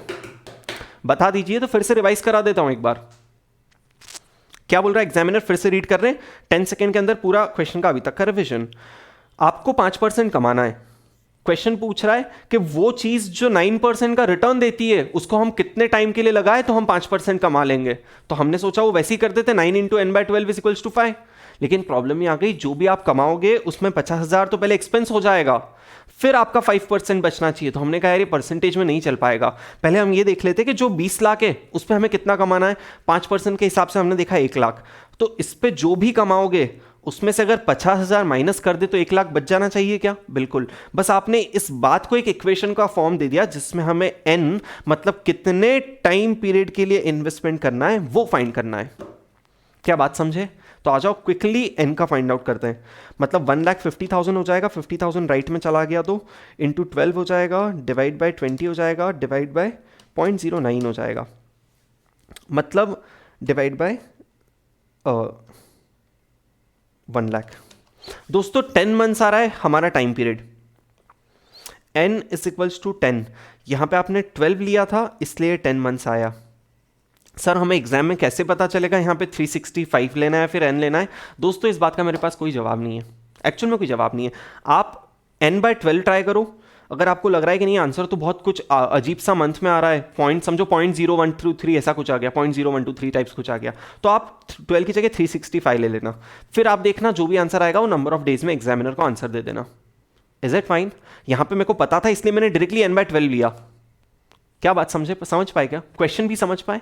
ठीक है, क्वेश्चन को थोड़ा सा और डेप्थ में ले जाना चाह रहा हूं मैं कि अगर मैं एग्जामिनर की जगह होता तो मैं इस क्वेश्चन को कैसा बनाता। ध्यान से सुनना, आप क्या बोलना चाह रहे हो, क्वेश्चन का इंटरप्रिटेशन फिर से बात करना। सर हम लोग 20 लाख रुपीज इन्वेस्ट करेंगे, है ना, उस पे 9% के अकॉर्डिंग रिटर्न अर्न करेंगे, है ना। दोस्तों ध्यान से सुनना, ये बात कोई नहीं एक्सप्लेन करेगा। 20 लाख रुपीज पे 9% के हिसाब से रिटर्न अर्न करेंगे, जिस पे 50,000 का खर्चा होगा और वो खर्चा होने के बाद हमारे पास 1 लाख रुपीज बचना चाहिए। सर आप एक बात बताओ, 20 लाख रुपीज इन्वेस्ट करने के लिए आपको 50,000 रुपए चाहिए ना, मतलब पहले 20 लाख में से 50,000 डिडक्ट करो, फिर वो नेट वाला पैसा इन्वेस्ट करना, और वो नेट वाला पैसा आप जितने टाइम के लिए इन्वेस्ट करोगे वो 1 लाख के बराबर होना चाहिए। क्या क्वेश्चन समझ में आया? आप 20 लाख पे अर्न करोगे और उसमें से 50,000 डिडक्ट नहीं करोगे, आप 20 लाख में से पहले इन्वेस्टमेंट का खर्चा डिडक्ट करोगे 50,000, फिर उसको इन्वेस्ट करोगे, मतलब 20 lakh minus 50,000 multiplied by this number, right. ये अमाउंट इन्वेस्ट करोगे जो 1 लाख के बराबर होना चाहिए, वो इनकम का अमाउंट। इसका आंसर ये कि सर आपने 50,000 20 लाख में से माइनस क्यों नहीं किया? दोस्तों इसलिए नहीं किया क्योंकि एग्जामिनर ने हमें ये थोड़ी ना बोला है कि 50,000 फ्लोटेशन कॉस्ट है। फ्लोटेशन कॉस्ट दोस्तों वो कॉस्ट होती है जो आज इनकर होती है इन्वेस्टमेंट के टाइम पे, मतलब आप नेट में सिर्फ इतना ही इन्वेस्ट कर पाते हो, राइट। मतलब फ्लोटेशन कॉस्ट कंपनी की साइड से होती है, सिमिलरली इन्वेस्टर की साइड से भी तो इनिशियल कुछ एक्सपेंसेस हो सकते हैं इन्वेस्ट करने के। तो 50,000 आपकी इनिशियल एक्सपेंसेस है, ये एग्जामिनर ने कहां बोला है? वो तो investment relating to expenses relating to investment पे हो सकता है। दोस्तों ये ऐसा कोई एक्सपेंस हो जो आपने किसी से कंसल्टेंसी ली हो, फॉर एग्जांपल कंसल्टेंसी चार्जेस हो सकते हैं। आपके पास 20 लाख रुपए एक्स्ट्रा था, आपने कंसल्टेंट से कंसल्टेंसी ली कि यार इस 20 लाख रुपए को कहां लगाया जाए अभी कहीं रिस्क ना लगे, तो उसने बोला कि यार इक्विटी मार्केट में तो बहुत रिस्क है, आप म्यूचुअल फंड में इन्वेस्ट मत करो, आप मनी मार्केट सिक्योरिटीज में इन्वेस्ट कर दो। और उसने बता दिया कि इस सिक्योरिटीज में ऐसे ऐसे इन्वेस्ट कर दो, जिसके लिए उसने 50,000 रुपए चार्ज किए। हो सकता है 50,000 रुपए आपने उसको पीरियड के एंड में दिए हो। आप समझ पाए क्या? अगर ये आपका इश्यू कॉस्ट होता ना, फ्लोटेशन एक्सपेंस, तो आप 20,000 में से माइनस करते। हो सकता है आपने एक इन हाउस एम्प्लॉय हायर कर रखा हो जो आपकी ये चीज देखता हो, जिसको आपने 50,000 रुपीज दिए हो, राइट। तो अगर ये आपका फ्लोटेशन कॉस्ट होते तो 20 लाख में से डिडक्ट होते। अगर ये फ्लोटेशन कॉस्ट नहीं था, मतलब 20 लाख पूरा इन्वेस्ट होगा, उसमें जो अर्न करेंगे उसमें से 50,000 माइनस होगा, फिर 1 लाख बचना चाहिए। दोस्तों ये डेप्थ है जो आपको जानना चाहिए, क्योंकि एग्जाम में अगर ऐसा कुछ आ जाता है तो फिर हमारा वो नॉलेज होना चाहिए कि जैसे फ्लोटेशन कॉस्ट इश्यू की साइड से हो सकती है, वैसे इन्वेस्टमेंट की साइड से भी हो सकती है। क्लियर है क्या? चले आगे, चलेगा। ये डेप्थ एक्चुअल में आप लोगों को समझने की जरूरत होती है जो सब जगह नहीं मिलती है। क्वेश्चन का सेकेंड पार्ट, मिनिमम पीरियड। अब इस बार क्या बताना है? Company seek your advice on the minimum period for the company to break even its investment expenditure over time value of money। मतलब कंपनी कितने टाइम के लिए इन्वेस्ट कर दे, कितने टाइम के लिए इन्वेस्ट कर दे कि वो ब्रेक इवन हो जाए उसके इन्वेस्टमेंट पे। मतलब ब्रेक इवन का मतलब क्या होता है? No profit no loss. मतलब 20 लाख को कुछ टाइम पीरियड के लिए इन्वेस्ट करो, उस पर इतना कमा लो कि 50,000 डिडक्ट होने के बाद हम जीरो पर रह जाए, ब्रेक इवन हो जाए, मतलब जीरो हो जाए, राइट। तो सेम इक्वेशन में दोस्तों अगर यहाँ 1 लाख की जगह जीरो पुट कर दिया जाए और एन सॉल्व कर लिया जाए तो जो भी आंसर आता है दैट बिकम्स योर आंसर। कोई बड़ी बात? मतलब 50,000 राइट में चला जाएगा पॉजिटिव नंबर की तरह और फिर पूरा कैलकुलेशन हो जाएगा, राइट। एक बार देखते हैं इन्होंने क्या किया है। इन्होंने भी 10 मंथ्स कैलकुलेट किया है और यहाँ पे आपका आंसर अपने अकॉर्डिंग 3.33 मंथ्स ही आना चाहिए। देखो सेम इक्वेशन इन्होंने बनाई है। Is it fine? क्या दोस्तों आप ये बात समझ पाए? क्या ये क्वेश्चन समझ पाए आप? बहुत सिंपल और अल्टीमेटली क्लैरिटी चाहिए, अंडरस्टैंडिंग चाहिए, राइट? आई थिंक सारे क्वेश्चंस हो चुके हैं, बस एक छोटा सा कॉन्सेप्ट आपको समझने की जरूरत है जिसका नाम क्या है? रेपो एंड रिवर्स रेपो, और उसके ऊपर एक क्वेश्चन करना है। चलें आगे दोस्तों, मुश्किल से 15 मिनट की और बात, और ध्यान से सुनिएगा। ऐसा एस्टिमेट है मेरा 15 मिनट, नो क्लेम्स। समझाते समझाते आधा घंटा लग जाए तो आई डोंट नो, ठीक है? ध्यान से सुनना। कौन कौन से इंस्ट्रूमेंट आप देख चुके हो? देखो दोस्तों एक बार क्विकली देख लो ना, इसका कोई भी हमने क्वेश्चन नहीं किया, जो क्योंकि मैंने बता दिया था कि ये सब इंस्ट्रूमेंट ही नहीं है, तो एक टाइप का लोन है। तो अब एग्जामिनर क्या क्वेश्चन पूछेगा? नीचे दोस्तों आप टी बिल, कमर्शियल पेबल और सर्टिफिकेट ऑफ डिपॉजिट पे बहुत सारे क्वेश्चंस कर चुके हो। कमर्शियल बिल पे एक भी क्वेश्चन नहीं आया है, बट थॉट प्रोसेस बिल्कुल सेम है। अगर एग्जाम में हमें ऐसा कुछ क्वेश्चन देखने को मिल जाता है तो we all should be able to do it by applying these two concepts, जिसके बेसिस पे आपने अभी तक के सारे क्वेश्चन सॉल्व किए, राइट? ठीक है। रेपो और रिवर्स रेपो लास्ट इंस्ट्रूमेंट है जो आपको समझने की जरूरत है। और दोस्तों ध्यान से समझिएगा क्या चीज है, बहुत ही इंटरेस्टिंग चीज। ये आपकी टाइमलाइन है ना? आप अभी तक पैसा रेस कर रहे थे तो कैसे कर रहे थे? आप 0 पॉइंट पे, आप suppose this is 0 month, this is 3rd month, आप अभी तक कैसे पैसा रेस कर रहे थे? आप 0 पॉइंट पे या तो कमर्शियल पेपर या सर्टिफिकेट ऑफ डिपॉजिट या फिर ट्रेजरी बिल्स इश्यू कर रहे थे, राइट? जिसके अगेंस्ट सामने वाले इन्वेस्टर्स आपको पैसा दे रहे थे, राइट? यहां पे रेपो और रिवर्स रेपो कौन एंटर कर सकता है? बैंक। किसके साथ? आरबीआई के साथ। सर आरबीआई के साथ एंटर कैसे होगा? ध्यान से देखना दोस्तों, अगर बैंक को 0 मंथ पे बोरो करना है, ठीक है, तो बैंक और आरबीआई दो लोग बना रहे हैं। अगर बोरो बैंक को करना है तो मेरा आपसे एक सिंपल सा क्वेश्चन है, आप मेरे को सिर्फ इतना सा बता दो कि इन पैसा कहां से कहां जाएगा? बैंक टू आरबीआई कैश जाएगा या फिर आरबीआई टू बैंक जाएगा कैश? दोस्तों कैश जाएगा आरबीआई से बैंक के पास। Do you all agree? क्योंकि बोरो किसको करना है? बैंक को, ठीक है। तो अभी तक जो हमने सीखा उसमें कैसा होता था? सर इन्वेस्टर इश्यूअर को पैसा दे देता था और उसके अगेंस्ट इश्यूअर या तो ट्रेजरी बिल या फिर कमर्शियल बिल या फिर सर्टिफिकेट ऑफ डिपॉजिट इश्यू कर देता था। तो यहां पे दोस्तों क्या अलग है? दोस्तों यहां पे बैंक जब आरबीआई से पैसा लेता है तो उसके अगेंस्ट आरबीआई को कोई इंस्ट्रूमेंट इश्यू नहीं करता है, रादर, ध्यान से सुनना, रादर अपने पास रखी हुई कुछ सिक्योरिटीज ही सेल कर देता है। मतलब सपोज बैंक के पास, रुको दूसरे कलर में बना लेते हैं, सपोज बैंक के पास कुछ गवर्नमेंट ऑफ इंडिया की सिक्योरिटीज रखी थी, वो गवर्नमेंट ऑफ इंडिया की सिक्योरिटीज बैंक ने आरबीआई को सेल कर दी, राइट? और उसके अगेंस्ट आरबीआई ने बैंक को रुपया दे दिया। तो सर ये कैसी बोरोइंग हुई? ये तो मार्केट में जाके सिक्योरिटीज ही सेल करवा दिया आपने। दोस्तों बोरोइंग हुई या क्यों? ध्यान से सुनना आगे। ये बोरोइंग इसलिए हुई है क्योंकि आज जब बैंक ये काम करता है ना, तो बैंक एक तो जो ट्रांजैक्शन आपको दिख रहा है ये कर लेता है। दोस्तों इसके अलावा बैंक क्या करता है? इसके अलावा दोस्तों बैंक आज एक अग्रीमेंट एंटर कर लेता है, और अग्रीमेंट में क्या होता है देखेंगे। इसके अलावा बैंक आज अग्रीमेंट एंटर कर लेता है, और अग्रीमेंट में पता है क्या बोलते हैं? अग्रीमेंट में बैंक बोलता है कि बैंक की आरबीआई, जैसे आज मैंने आपको सिक्योरिटी सेल की है, जैसे मैंने आज आपको सिक्योरिटी सेल की है और उसके अगेंस्ट आपने मेरे को रुपया दिया है, राइट? सिमिलर वे में एक दिन मैं आऊंगा जब मेरी रीपेइंग कैपेसिटी होगी, उस दिन मैं आपको रिटर्न में रुपया दे दूंगा, राइट? और आप मेरे को उसके रिटर्न में आपसे जो मैंने आपको जो सिक्योरिटीज दी है वो वापस ले लेना, दे देना। बात समझ गए क्या? मतलब जैसे पहले सिंपल से रिलेट करके बताता हूं, बोरिंग और रीपेमेंट कैसा होता है? बोरिंग कैसा होता है? अगर बैंक किसी से बोरो करेगा तो बैंक को रुपया मिलेगा, राइट? और उसके अगेंस्ट कुछ इंस्ट्रूमेंट इशू कर देगा बैंक, कुछ भी, राइट? और रीपेमेंट कैसे होगा? बैंक वापस आरबीआई को पैसा दे देगा, ठीक है, और आरबीआई उसके अगेंस्ट इंस्ट्रूमेंट वापस बैंक को लौटा देगा। क्या ये बात समझे आप? ठीक है।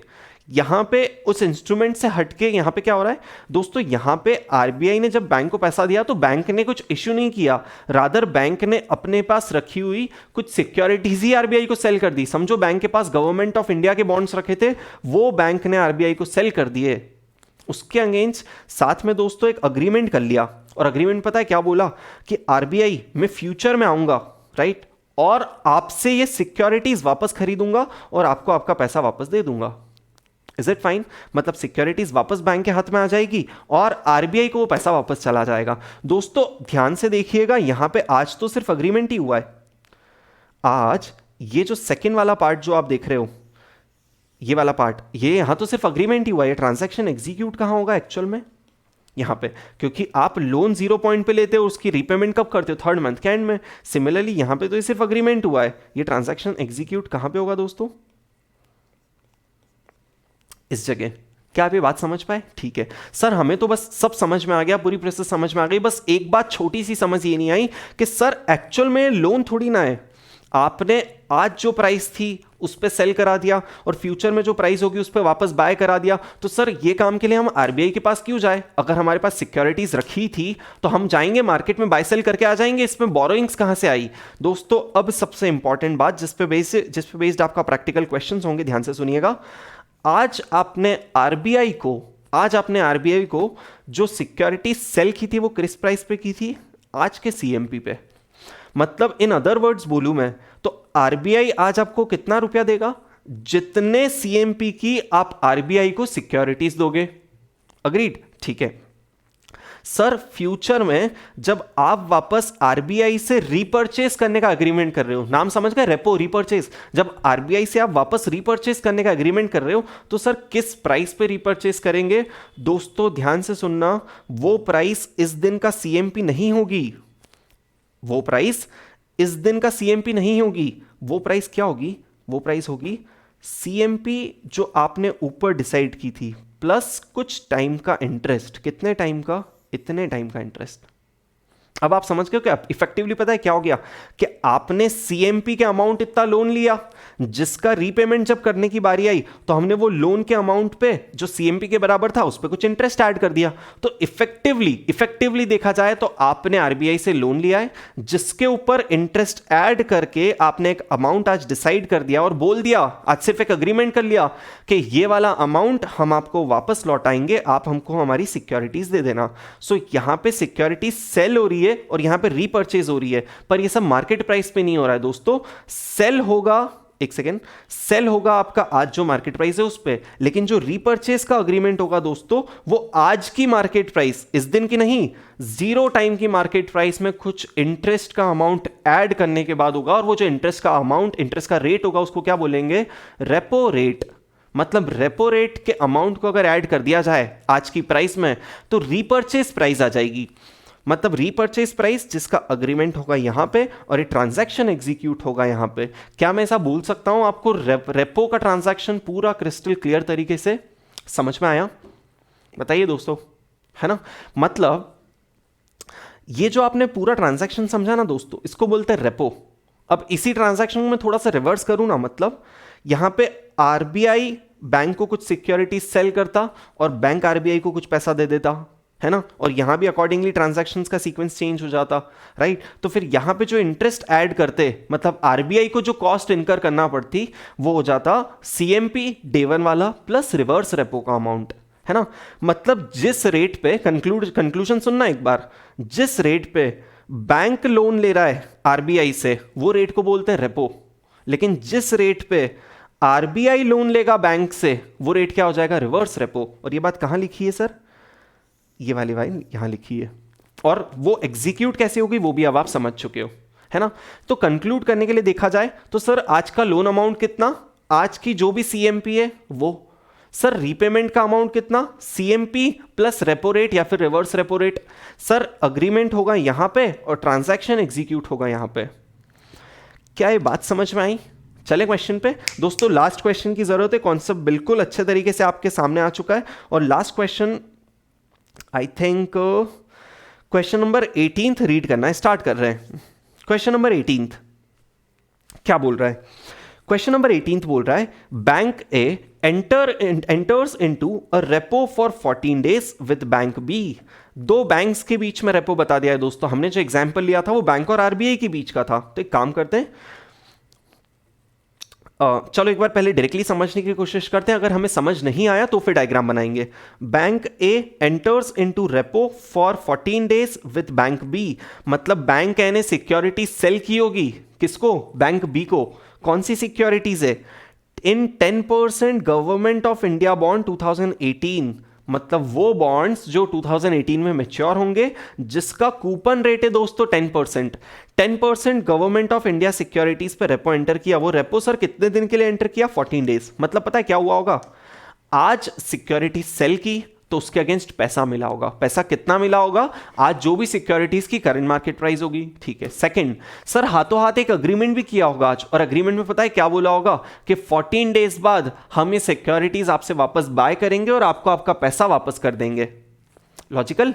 ठीक है दोस्तों, ये जो रेपो एंटर किया है, अब वापस से पढ़ रहा हूं ताकि आपको एक फ्लो रहे। Bank enters into repo for 14 days with bank be in this securities at the rate, repo दोस्तों किस रेट पे एंटर हुआ है? 5.65।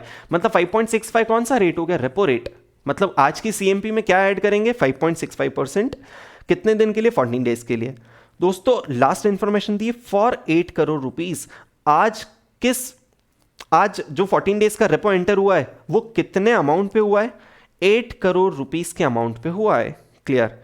अज्यूमिंग दैट क्लीन प्राइस भी 99.42 एंड इनिशियल मार्जिन भी 2% and days of accrued interest to be 262, you are required to determine the dirty price. दोस्तों repo और reverse repo के साथ इस क्वेश्चन में एक छोटा सा कॉन्सेप्ट ऐड हुआ है जो अब मैं आपको समझाने की कोशिश कर रहा हूं। कॉन्सेप्ट ऐसा है कि मार्केट में दोस्तों जो बॉन्ड्स ट्रेड होते हैं ना, कौन से बॉन्ड्स?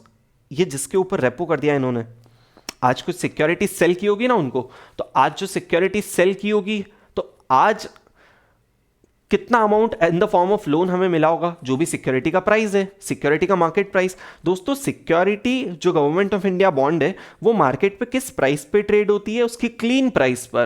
तो सर क्लीन प्राइस मतलब दोस्तों कि आज जो उसकी प्राइस है ना, उसमें पुराने दिनों का कूपन ऐड नहीं किया गया है। लास्ट कूपन कब मिला था? 262 डेज पहले, है ना। मतलब 262 डेज समझो, अज्यूमिंग कुछ 9 महीना होता है ना, या फिर 10 महीना होता है, ठीक है। 9 महीने हुआ ना, 9 इंटू, ठीक है। कुछ 9 महीने पहले हमें लास्ट इंटरेस्ट मिला था, लास्ट कूपन मिला था। वो कूपन 262 डेज हो चुके हैं उस कूपन को मिले। मतलब आज अगर हम किसी को बॉन्ड सेल करते हैं तो हमें उससे कितना रुपीस मिलना चाहिए? आज जो बॉन्ड की प्राइस है मार्केट में, क्लीन प्राइस प्लस 262 डेज का अक्रूड इंटरेस्ट का amount. Do you agree with this? ठीक है, तो इससे क्या आ जाता है? Dirty price. तो सर आपके जानने के लिए इसमें क्या क्या बातें थी? पहला, डर्टी प्राइस क्या होता है? क्लीन प्राइस में अगर इंटरेस्ट ऐड कर दिया जाए तो वो डर्टी प्राइस हो जाता है। तो सर क्लीन प्राइस मतलब मार्केट में जिस प्राइस पे बॉन्ड्स ट्रेड होते हैं दोस्तों, वो होती है बॉन्ड की क्लीन प्राइस। अगर उसमें अक्रूड इंटरेस्ट ऐड कर दिया जाए तो वो बन जाती है dirty price. Sir accrued interest किस रेट से? ये तो वो कूपन का अमाउंट है, तो रेपो रेट का इससे रिलेशन नहीं है दोस्तों। कूपन 10% पे मिलता ऑन द फेस वैल्यू, ठीक है।